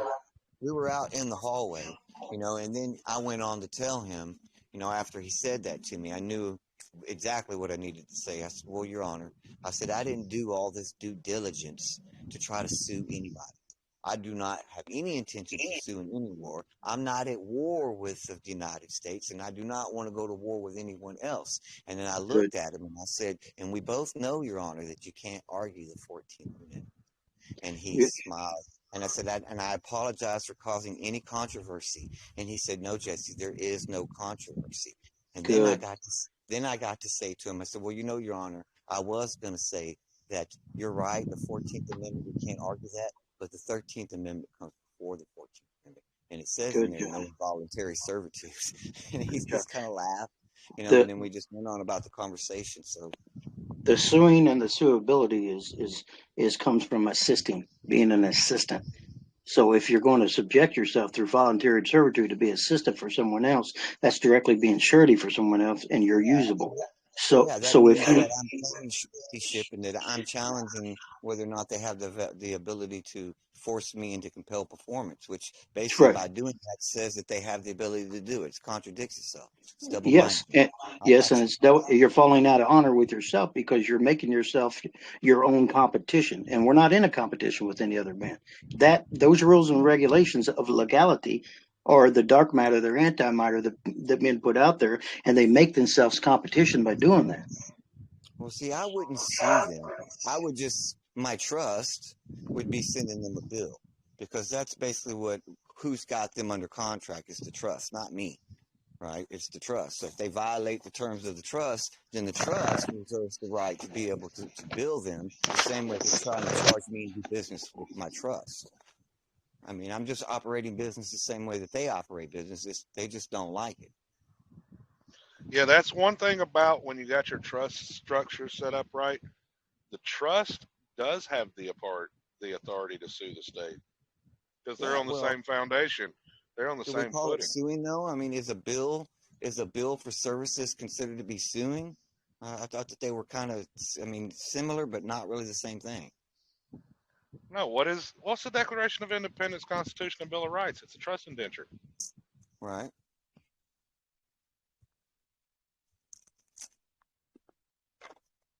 So I guess it can be sue or be sued. So I guess that's what agency is all about. Congratulations, Jesse. Very good story. Very good progress. Yay, I'm getting loaded finally. It's definitely Good job, brother. Go ahead. Yeah. So, sorry, I got a phone call. The shipper said they're going to load me. So, no, but what I was asking you is, what is the Declaration of Independence, Constitution, and Bill of Rights? It's a trust indenture. Okay, it's a trust. So when you establish your trust, that trust is on the same level as the state. Sure, because they're both the state of is actually on an international level, and the trust would be too if it's done right. But the problem that I see with the trust is most of the time it ain't done right, and every attorney I've ever asked about a trust said that they're all pierceable. The veil can be pierced of the trust. Well, because go ahead. The way it gets pierced is when you got people that don't know how to manage it. I agree with that because they overstep the bound. They literally go outside the job description of the trust and they get involved with it in a way of engagement, right? Yeah, you got a lot of people in this movement that thinks if I do a trust, that trust is in the private. I don't have to do this. I don't have to do that. Like the whole thing about I don't have to file. When you do things in a trust, there are certain rules that applies. Now, does that mean you might have to pay taxes? Maybe. If you actually had a taxable event under that trust, then yeah. But it doesn't mean you don't have to file. You got to learn how to manage the trust so that way you don't trespass on the rights of the state. Yeah, you have to learn how to jump in and off those timelines. That's man aging, okay, of that trust, and you got to know what those terms are for those timelines. Yeah. So legality is based on terminologies of terminal figure. They're specific when they have those definitions, and those definitions are specific to them, right? That's why they're terms. I mean, a trust does put the property into the private to a degree. And the indenture is private. The indenture establishes the rules the trustees have to follow. But the trust in and of itself and the trustees are not private. Well, can we say the trust is then put, because the trust is going by universal law, common law, if you will. So is the trust is in the private sector of the public, even though the men are still trying to stay private and be arm's length from the trust. The trust still has to be of the public, so it's got to be in private sector of the public, right? It's your public-facing entity to operate in commerce. Sure, I agree. Cool Fox, what about revoking? Echoing again. What about So- revocation of your elect? Go ahead. I have a question regarding. Dadgummit, now I muted myself. Regarding, like, if you don't have any property and you don't have anything that, quote, can be taxed except for, say, your labor, you don't have to file, correct? Well, you don't really have to file as a man or woman anyway, because there's nothing in the Title 26 that says you have to file. Think of it like this, okay? Just because you're doing some accounting doesn't mean that you're necessarily doing taxes. Everyone has to be accountable. So at the end of the day, you just have to make sure your books are balanced and that you have done your due diligence and you have done your paperwork. Paying taxes means that you're actually paying money out, but everybody has to do accounting. There's no way of getting around that. So don't equate paying taxes with doing accounting, because they're really two separate things, but they are one and the same at the same time. Yeah, that is a true statement. And that is ultimately what's getting people in trouble is we're not doing our accounting right. So it's where you're doing the accounting at. It's the where, like Eric mentioned earlier. Yeah, I'm doing my accounting in my household economy and not for the profiting of the specific pecuniary profiting of the benefits of the principality that they assume I am. So if I'm doing my accounting at home and doing what I need to do, that's a whole different story than volunteering and gifting that time away to do someone else accounting as their secretary, if that makes sense. Well, you also got the whole thing of profit or gain. A lot of people don't understand what profit or gain is. But what about the revocation of the election?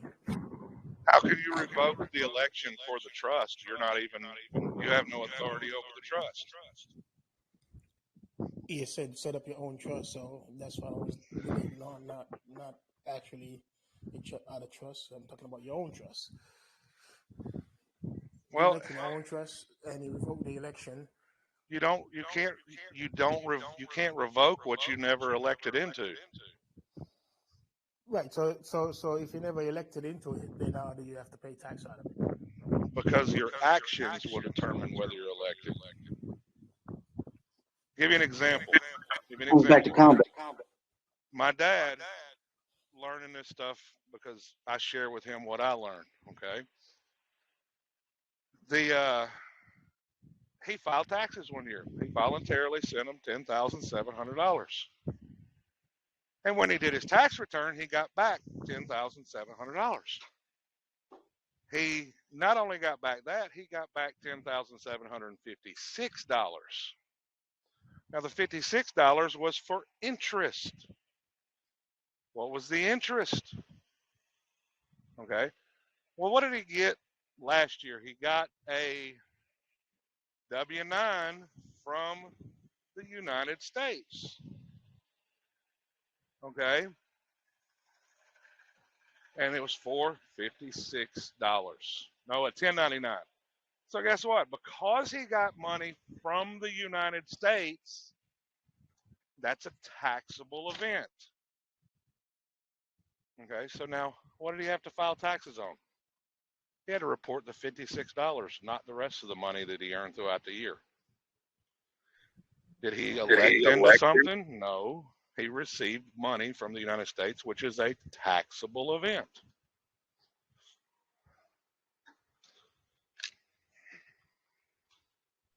Okay, so if I took out money out of my 401k to pay out some bills, would that be a taxable event? You take it out before it matures. Yes, but the federal government already took its 40%. Yeah, but aren't there penalties that are attached to that when you take it out before? No, it was like this one-time fee type thing. You could take out a certain amount of money. Okay, then it shouldn't be taxed. Well, they charged you to take out that fee, though. That is the tax. Right? Yeah, the that is the tax. When you entered into the contract for the 401k, there were certain terms that you agreed to in regards to how long you would let your money sit in there. If you took it out, what the fines and the penalties would be. So that is the tax in essence. Okay. So I was able to forego having state take out any tax, but they could not override the federal tax that was hitting it. So I'm thinking what they did was that the clause that says if you take this money out before the the agreed to time, that it would be considered earned income, so that they could be taxed. Correct. Well, here's the other thing you don't know. Most employers match you dollar for dollar, right? Yes. Well, the question is did the employer's dollar get taxed? Probably not. Probably not. I bet you they got a tax write-off for it. That's right. So there might be a tax on that part of it. Can't you just file the There are few 9A on it codes. before they do? Because that's basically what they're going to do. They're going to file an A and a B on you. There are few codes I've been reading. One of them I came upon that said the state cannot give you interest on a income tax. And the other one, I think it was, I forgot. I don't want to say it because I forgot word for word and I don't remember the numbers. But the state cannot take interest on your income tax. I mean, whenever you file and they say, for instance, you owe and they try to put interest on it, they cannot put interest on it. Well, Dad didn't owe. Dad just voluntarily basically loaned him the money. He put all his business into the trust and stopped operating the way he did. Okay. So what did he do? He voluntarily sent him a check. Well, since he didn't owe the money and the United States used the money of the trust, guess what? That's where the interest comes in. Because it was trust property. How about we start electing to get paid in United States currency instead of Federal Reserve notes? Because Federal Reserve notes is a United States currency. No. It's about, yes, they are the same, but what makes the difference between the two is how you elect to use them. No. Yes. Go read the congressional record. That's what he was saying. He said that it's all about election, that you can go into your bank if you have $300 in the bank, and you can go into the bank and request to get paid in U.S. currency, which means money straight off the printing press that is not, it's interest free, right? But you, as the individual banker, have to keep account of all the serial numbers on there because that money's value is different than the Federal Reserve note's value. I yield.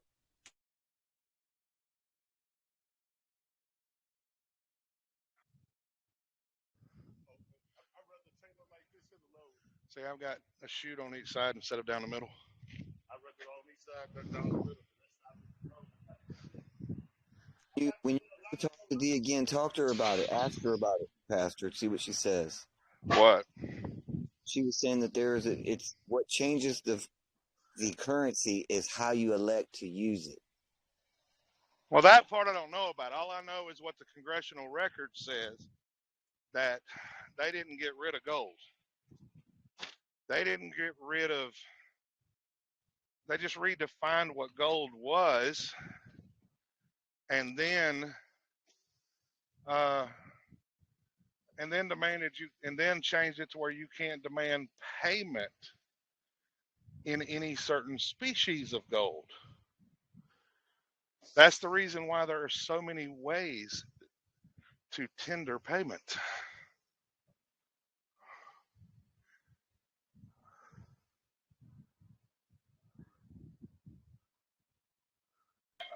Currency is nothing but a unit of measurement. That's right. That's right. It all goes back to the election part. How are you electing something to work for you or against you? Well, define what you mean by election. If I'm going to do a revocation of election, then I elected to participate in something a certain way, right? No, So, define what you mean by election, I because just did. I'm electing to do something a certain way. So I'm electing to do it in a different manner than the way that I'm accustomed to doing. yeah, It's but like the opposite that of when doesn't you elect to do explain. something is revocation of election. You're doing the opposite of it. So what I'm saying Yes. to you is that you're not letting me finish, Pastor. I'm trying to answer your question, okay? Okay. What I was told, and I want you to go and talk to Dee about it so that you can have the conversation because she can explain it a little bit better than me. She was saying that there's a difference between the U.S. currency and Federal Reserve notes. And she said that they are one and the same at the end of the day, but it's about how you elect to go about using them. And that you can go up to the bank with an affidavit and something else with some type of banking law, forget what it was, and that you can elect to have the $300 taken and paid to you in U.S. currency, which is fractionalized. For every $1, it's worth 100. So you would get real money that has no interest rate attached to it, so that it's not adding to the debt. But you would be accountable as an individual banker of keeping track of that money, because it's worth more than the normal money because of the way that you elected to take it out from the Federal Reserve and to use it and put it into circulation. That's 12 USC 411. 12 USC 411 redeemed for lawful money. David Merrill speaks to that. You don't Because use it's a fee. You do not use 12.411. You use 12.412. Nobody's talking about that, but Eon, me, and just a couple other people. 12.412 is what you're supposed to be using, because what is the note? The note is the collateralized security for the money. And yes, that gets into the private banking that Dee's talking about. And informed me last night that 411 has been removed, and they just did that recently. Well, 12.411, we're not even supposed to be using it. Yeah, well, she just found it odd that they removed 411 like within the last 3 weeks. I will confirm that. Let me see. Yeah. I mean, you can still find it in some places like Cornell Law, but she was telling me officially they've removed it. And part of that is due to the RV or NSR, or whatever you want to label it, currency revaluation, basically. Let's see. Note amended. There's a 2021 House Resolution 4741 proposed action. But no, 12.411 is still there. We are. It is still there. But 12 USC 412 is what we should be using.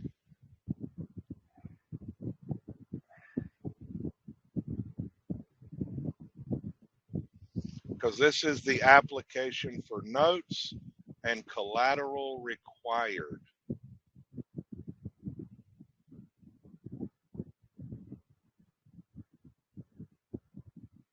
Now, let me see here.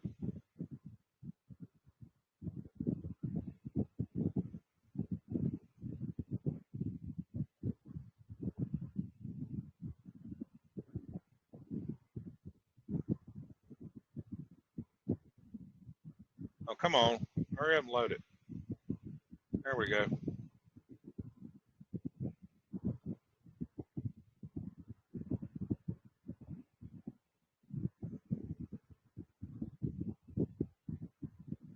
It says any Federal Reserve Bank may make application to the local Federal Reserve agent for such amount of the Federal Reserve notes herein before provided for as it may require. Such application shall be accompanied with a tender to the local Federal Reserve agent of collateral in amount equal to the sum of the Federal Reserve notes thus applied for and issued pursuant to such application.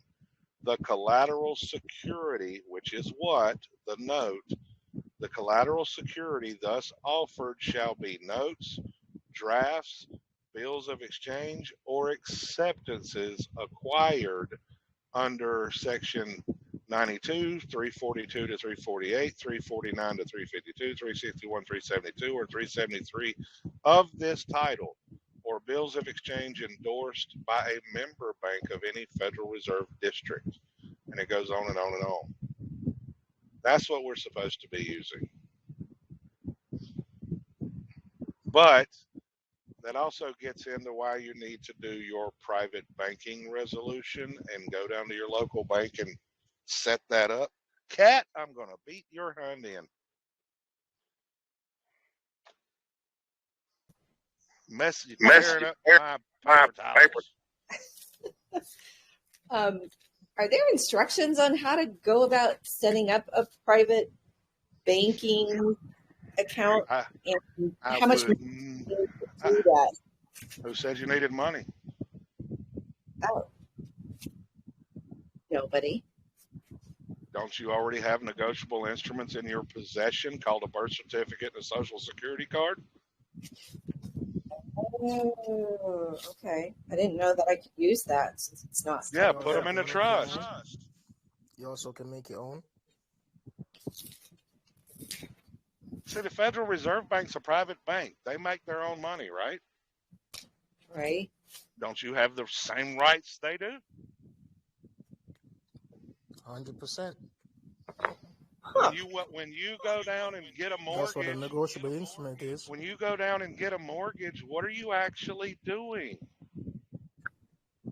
Producing money from my signature.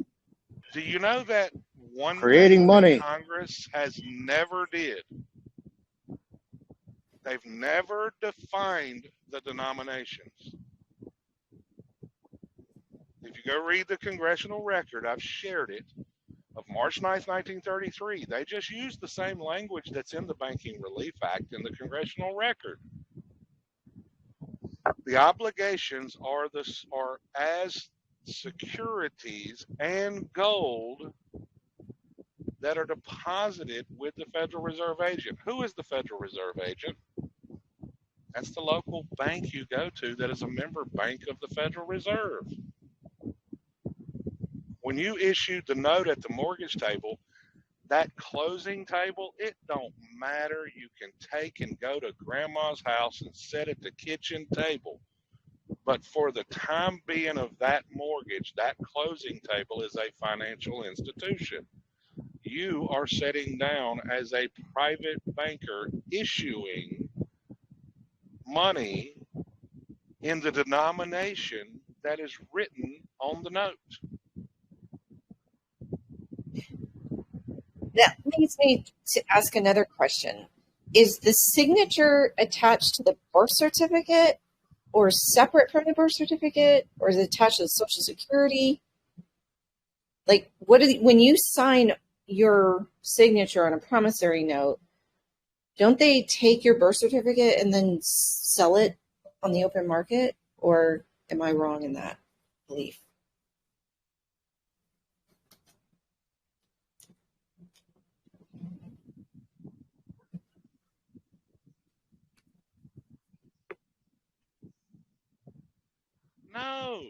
No, they take that security you issued that you attach the social to, because why? You're the agent of the trust.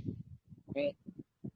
That security is how they make the trust profitable as the agent.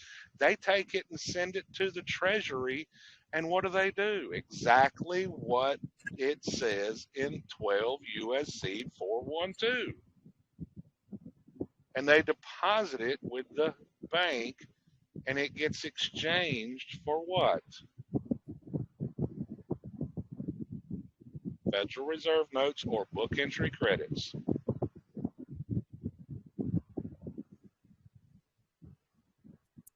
Okay.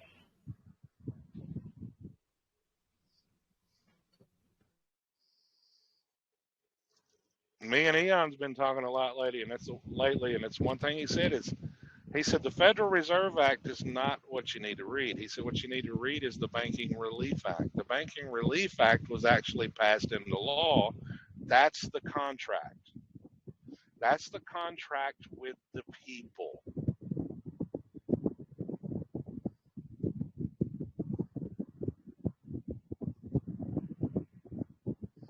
And then off of the Banking Relief Act, everything else stems from that point where we get the Securities and Exchange Act in 34.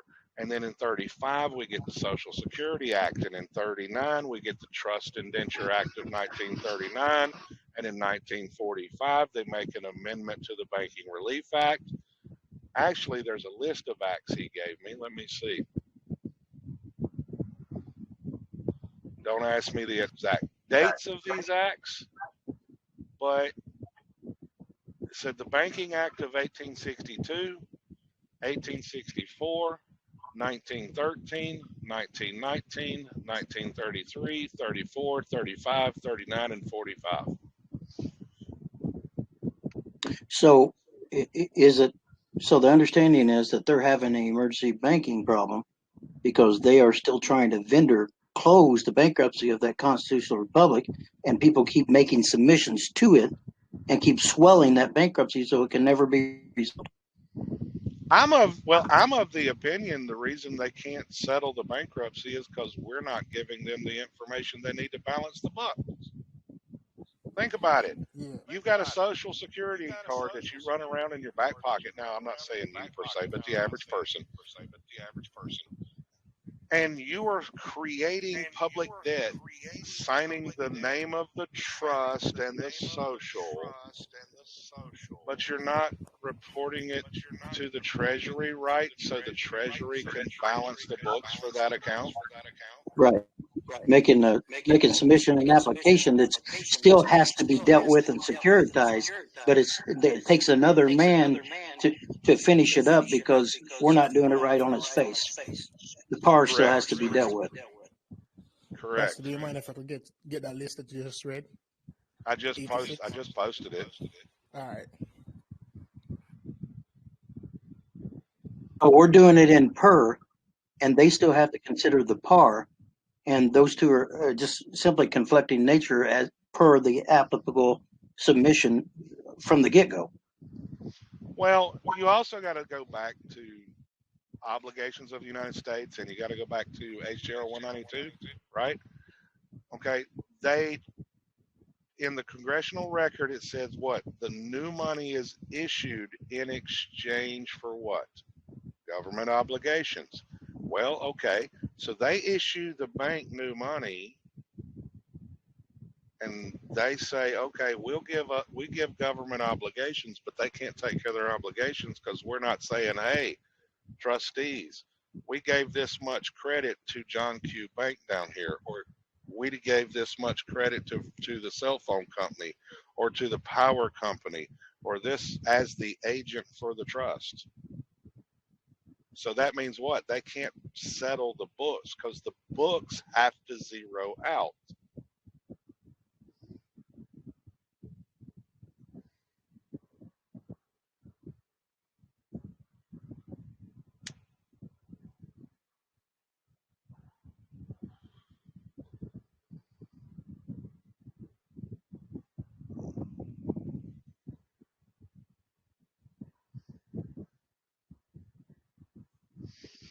They can't zero out the books if we're not telling them what we're doing.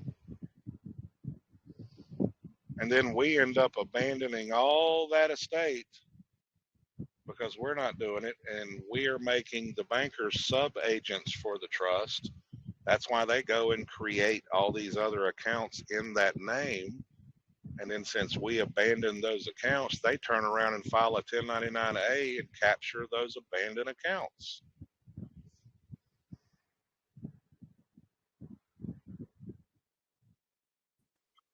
So I believe that's why they stuck with the Admiral Maritime thing for the prize and booty of that abandonment, because they knew most men weren't going to have that comprehension to do it the legal way, and they're just it's of that wants and desires of that minority mind, so to speak. Well, it's not that they stuck with it. It was already in the Constitution. Article 1, Admiralty jurisdiction is actually, there's two sides of Admiralty jurisdiction. You got Admiralty law and maritime law, which are all contracts in commerce. Sure. And who gets to regulate commerce? Article 1, Section 8, Clause 3. Okay, yeah, I get that. So it's always been there. It's not that they stuck with it. There's 3 jurisdictions in the Constitution: Admiralty, equity, and common law. But we concentrate on one or the other and never put the whole picture together.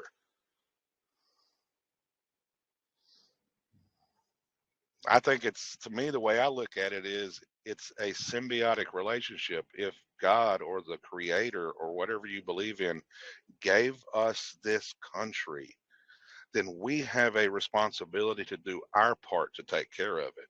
We can't point the finger at government and say, do it all. Yeah, I can see that. I can see it could be symbiotic, and it can be symbiotic if we stick with the if well, I guess I'll say it this way: if I can stick with it and stay out of the usury side of it. Does that make sense? Yeah. Well, see, you go back to 26 USC 83. What does it say in 26 USC 83? That compensation for services are not taxable. That is not considered profit or gain. Right. Exactly. Okay. So when you go work a job and you get a contract where you have agreed upon 15, 20, 25, 30 bucks an hour, that's your compensation for services. But let's say, for example, you do a contract with me and it's $1,000, and I say, you did a great job, but I'm so happy I give you 12. Well, the profit or gain was the $200. That was something outside the scope of the contract, and the profit or gain, that $200, is actually taxable. And that's the very slippery slope that I always talk about in that trust. If they make those inducing offers and you fall for that sucker bet, so to speak, because you want that extra, that goes to the supra, infra, and what is it? Supra, infra. There's a third one I can't think of it, but those three prefixes are very powerful, and that goes directly relates to what you're saying there at that inducement. Yeah. Now, on the other hand, if I say I give you your $1,000 and then I turn around and say $200 donation, then that donation is not taxable. Absolutely.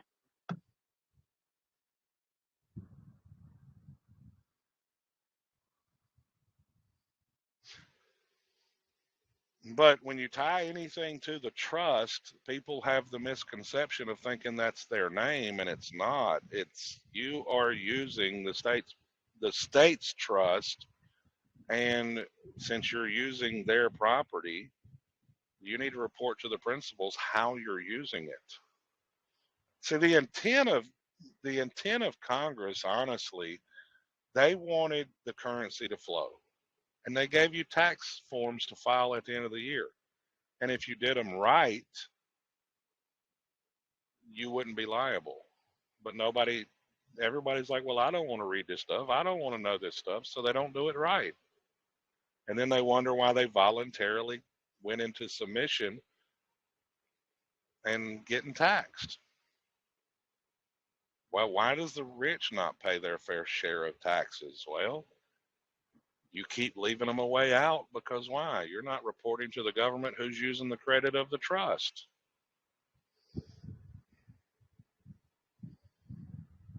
Because they already told you everything's prepaid, SJR 192. Yes, they repealed it, but they repassed it in immediately the very next act.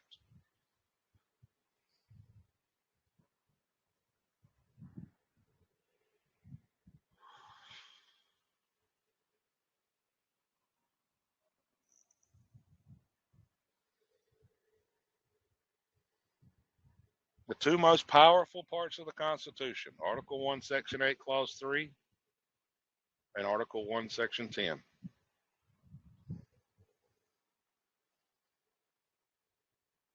Learn how to contract properly, and all your commercial affairs will fall in place.